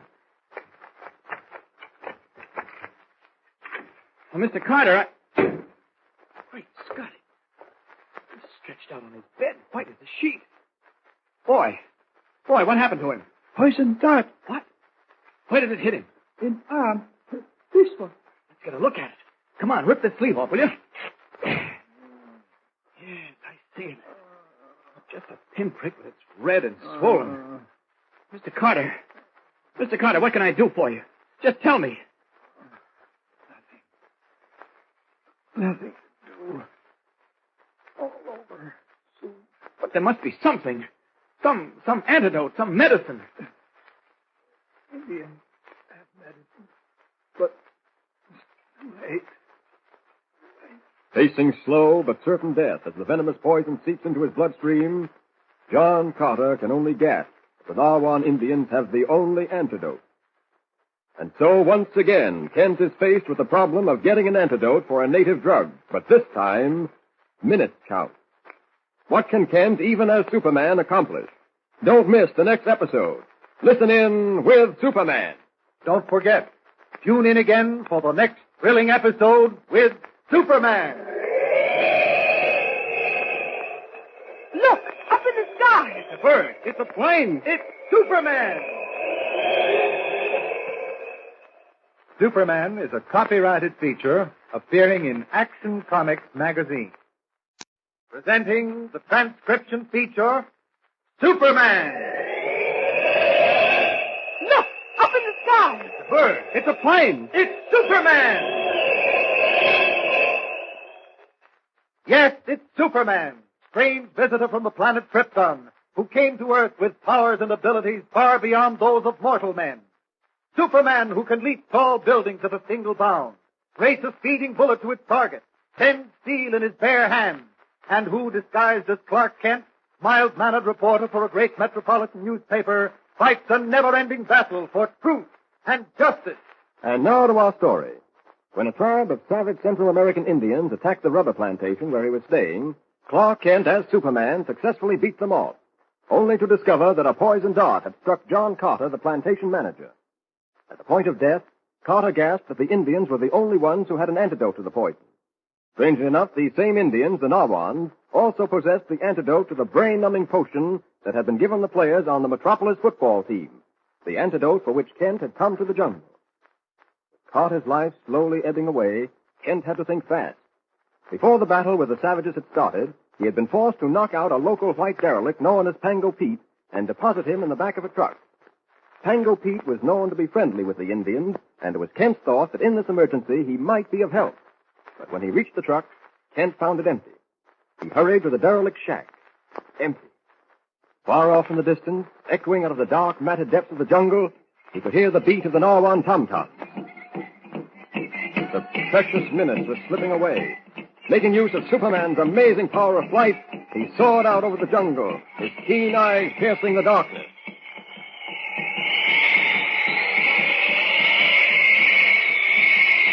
That huge fire up ahead must mark their campsite. Yes, I can see them dancing around it. Only one thing to do. Drop right down into the middle of the fire. If that doesn't make them sit up and take notice, nothing will. I can hear them chanting and beating those tom-toms. Well, this little surprise from the heavens should stop them cold. Here goes. Down! Down! Frozen in their tracks. They think I'm a spirit. Let them think it. Now on! Give ear! Watch how I stop the fire with my cloak. Take me to your chief at once. To Chief Danga. Hurry! Take me to your chief. I think they understand me. One of them stepping out of the circle. Coming toward me. Pana, ayaw Tonga. Hope that means what I think it does. Take a chance to nod my head.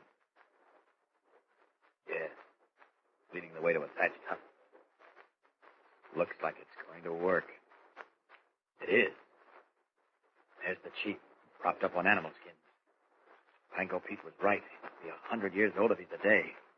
All shriveled up. Pio, ama sanga. Warrior, say you live through fire. Yes, Sangha. I am Great Spirit. Great Spirit. Yes, Why you come to Sangha, Great Spirit? because you are Great Chief. Sangha, Great Chief. It is good. Yes, but you are also old man. Your days are numbered. Yes. Yes.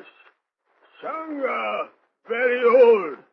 Great Chief like Sangha must live with Great Spirit when his days are over. Yes. It will be good. But first, Sangha must make gifts to Great Spirit. Give name to gifts.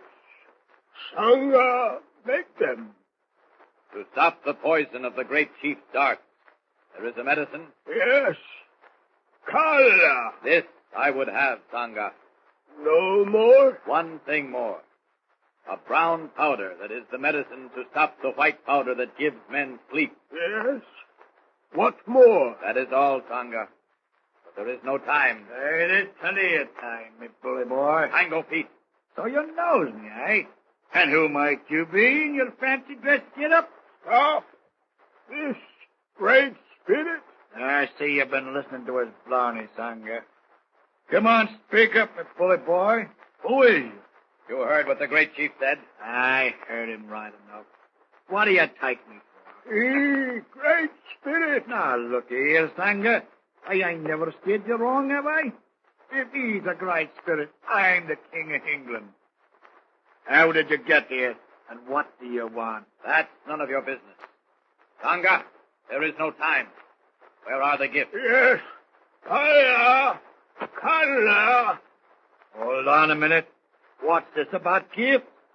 What's he taking from you, Sangha? I'd advise you to keep out of this. Oh, you would? And who's gonna make me? I am, unless what? Mind, I've got a spear in me hand. One move and I'll run you through. Go ahead. I'm warning. Don't take another step. All right, here it is. All you managed to do was bounce that spear off my chest. I don't. It ain't possible. Great Spirit. Man of steel. You're seeing things, Sangha. That spear by right should have gone clean through him. It ain't human. Sangha has seen enough.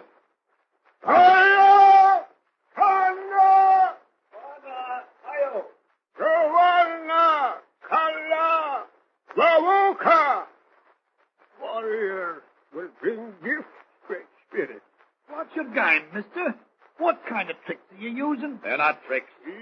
Great Spirit. On the level now. What you got up your sleeve? I don't know what you're talking about. Now, look here. You're after something. Well, so's Pango Pete. And he's in a fair way to get it. Take it from me. There ain't nothing fiddling, neither. Tana, warrior has gifts, Great Spirit. What are you giving them, Sangha? What's in them pouches? Just a minute. Those belong to me. Thank you. What's in them? I don't think it concerns you. The Great Spirit accepts your gift, Sangha. You will have many more years of life. Ayo, let there be feast and ceremony.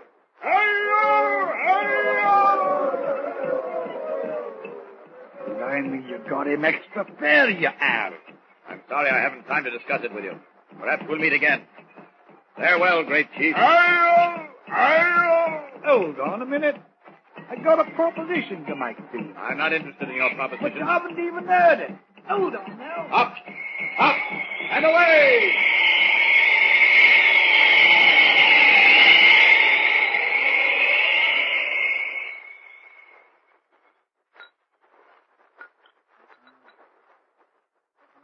That's it, Mr. Carter. Just a little bit more. Follow it. There we are. You'll be all right in a few minutes.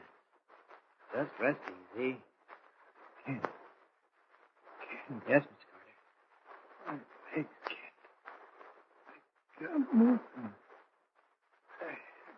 That'll pass off. You just relax. What happened? You were struck with a poison dart. Oh. Easy now, easy. You're going to recover. I gave you an antidote to the poison. I got it from the chief of the Nawans a few minutes ago. It's almost me, Kent. No one other than those savage Nawans would dare go into the jungle at night. I have a lot of courage. I owe my life to that courage. It was the least I could do for you. You say you got what you wanted? Brown crystals? Yes.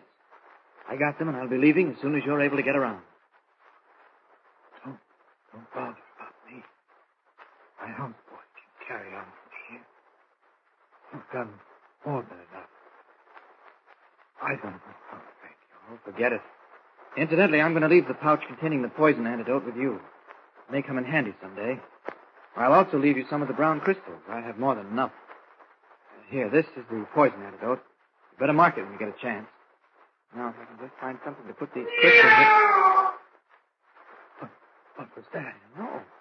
I better go see. Here, I'll leave these pouches on the table. Be careful, Kent. Don't worry, I will. You'll find that rifle on the porch. Okay.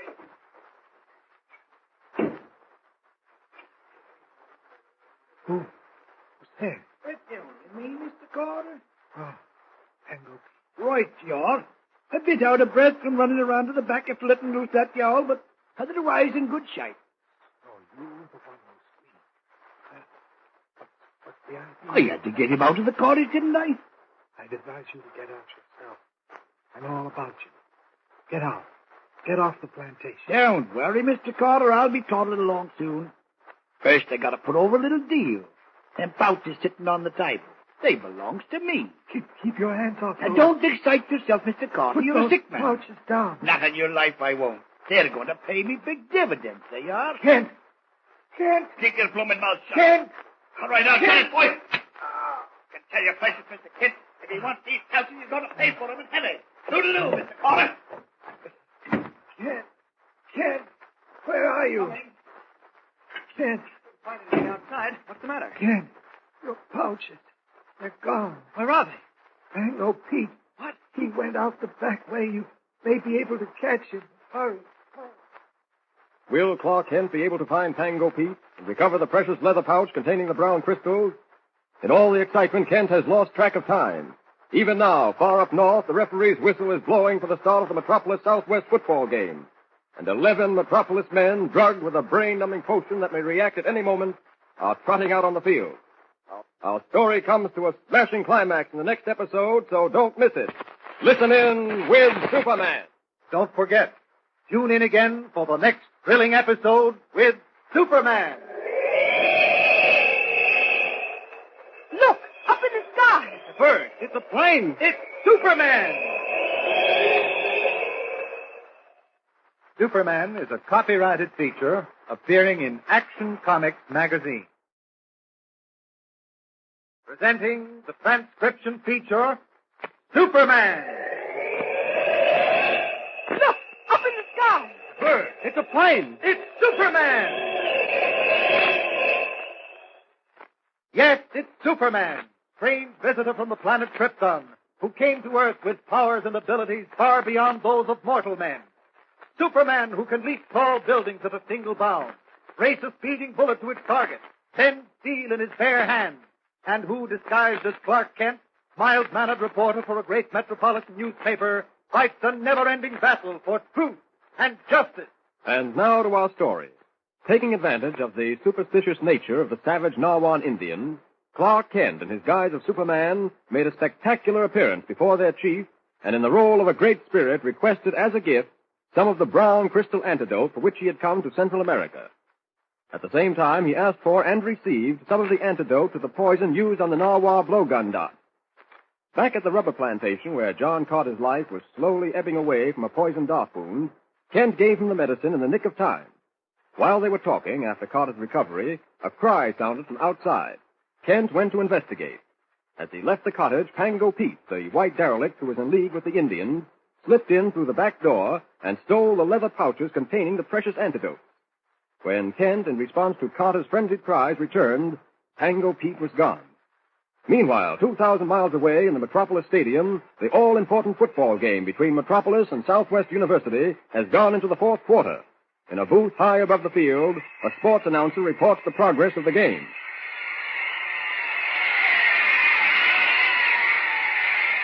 Only 7 minutes left to go in the last quarter. It looks bad for the highly touted Metropolis team. Southwest ball on the Metropolis 15-yard line directly at midfield. Going to attempt a field goal with Southwest ace toe artist, Big Johnny McGuire, getting the assignment. Lining up now. Haggerty will receive at the hold. There's the pass. The kick. It's scored. McGuire puts that kick right over the crossbar for a clean-cut field goal. And that makes the score Southwest 17, Metropolis 6, putting the ball game on ice for all practical purposes. Nothing seems to have happened to the Metropolis team. Score 6-0 in their favor at the beginning of the fourth quarter. This undefeated team, slated for the Rose Bowl, just went to pieces. Bob Harris, captain and All-American fullback, started the collapse by fumbling Southwest kickoff. In an effort to stem the tide, Coach Taylor has thrown every reserve on the squad into the team. What the next 6.5 minutes will bring is anybody's guess, but it's Metropolis' most critical hour of the The mocking echoes of Southwest University's cheering penetrate to the basement dressing room of the Metropolis team, where Professor Nelson, dean of the medical school, and Spike Taylor, the coach, are closeted in the latter's office. Taylor, nervous and on edge, is pacing the floor.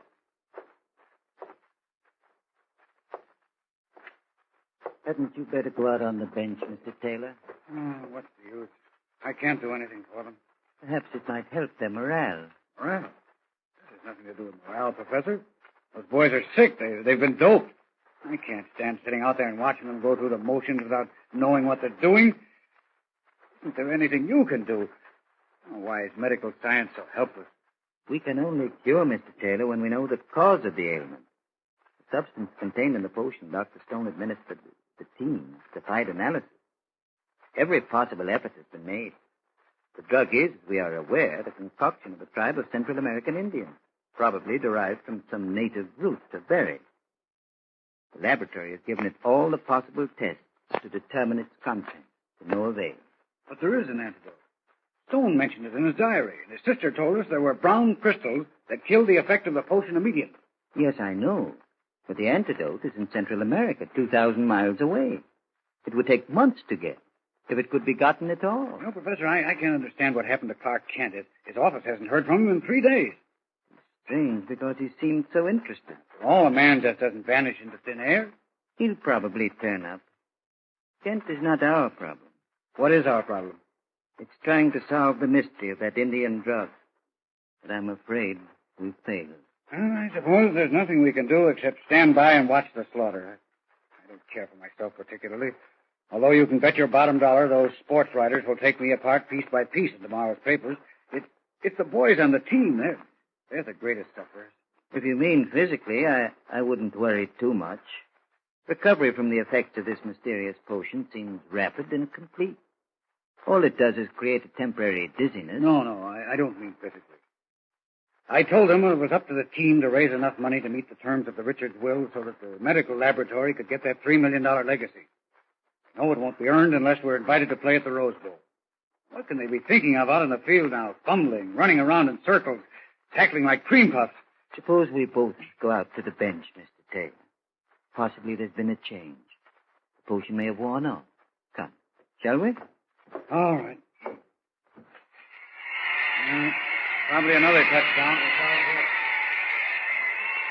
And that makes it 23-6 with Southwest on the long end of the score. On a 30-yard pass from Gordon McCrae, the Southwest quarterback raced 47 yards to a touchdown without having a hand laid on it. I see that Coach Taylor just returned to the top of the bench, making substitution. Big time clock at the west side of the field shows 3 minutes to go. Not much time with 17 points separating two teams. Sad day for Metropolis. A very sad day. And here's the substitution for you. Lake for Bob Harris. McCoy for Danning. Saunders for Willis. Time has been called. The Southwest band is forming a huge victoriette down at the other end of the field. And just listen to that cheer.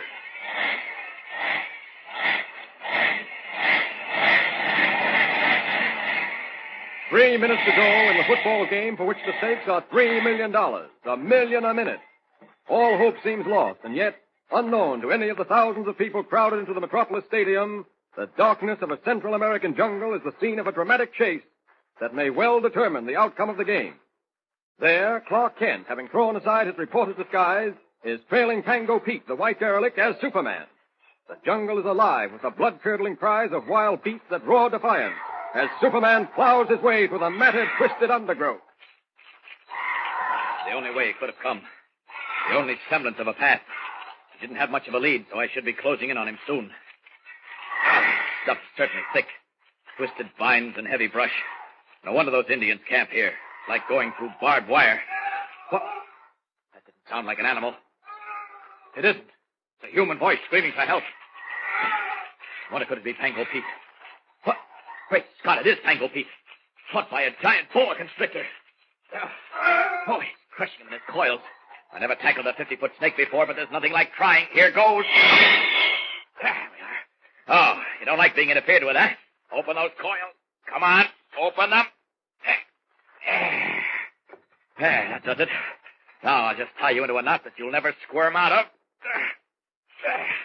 There we are. Now to see what happened to Pango Pete. Oh, he's done for. Got to him too late. Well, I can't say the world has suffered any great loss. Now, where are those leather pouches? Let's see. Ah, here in his shirt. Both of them. There isn't time to stop back at the plantation. I've got to get to Metropolis immediately. Even now, it may be too late. Up, up, and away! Red cloak streaming in the wind, Superman speeds north, carrying the precious antidote to the mysterious drug affecting the players on the Metropolis football team. Meanwhile, in the stadium, the referee's whistle sounds for the resumption of play. On the Metropolis bench, Coach Taylor and Professor Nelson watch the teams line up. You see why I didn't want to sit out here, Professor Nelson. Look at those boys. They're all groggy. They can't stand up on their feet. This game can't be over too soon for me. Well, there's the kickoff. Look at that. Harris never punted less than 50 yards in his life. That kick went 20. It was a lot. 32-yard line at the kickoff. There's a score on this play. You just wait and see. Taylor, call time. Hurry. Kent, where did you call come? time? Don't ask questions. Metropolis, time! Now get the teams out of the dressing room. For the love of heaven, Kent. I've got the antidote. Hurry. You only have 3 minutes. I can't take the team off the field. It's against the rules. Well, then get the balance of the squad into the dressing room. Professor Nelson and I will take care of them. When we send them back, make substitutions as fast as you can. Don't waste a second. Come on, Professor. This is our only chance.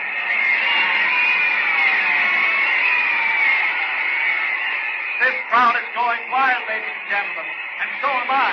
With only 3 minutes to play, time was called by Coach Taylor of Metropolis. Every Metropolis reserve left the bench for the dressing room, and down there a miracle happened.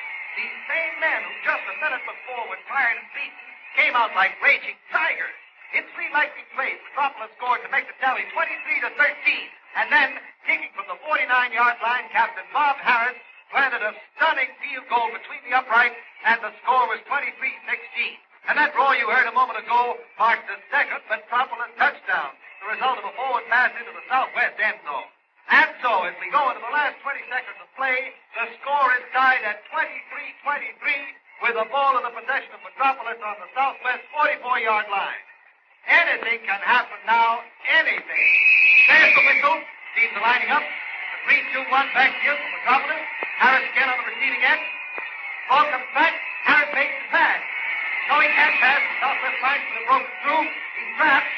He's going to carry the ball, and there he goes. Dodging and twisting. What a beautiful run. 2 southwest men are closing in on him at the 20-yard line. He sidesteps one of them. He's at the 12, the 10, the 6. There's the tackle. Missed him. He's over for the touchdown, and that's the end of the game. Metropolis wins. And so another adventure of Superman ends in a blaze of glory. But there are new thrills in store for us, beginning with the very next episode. Thrills and adventure that only the Man of Steel can provide. So don't fail to be with us when we begin our new story. Thrills galore, so tune in and listen with Superman. Don't forget, tune in again for the next thrilling episode with Superman.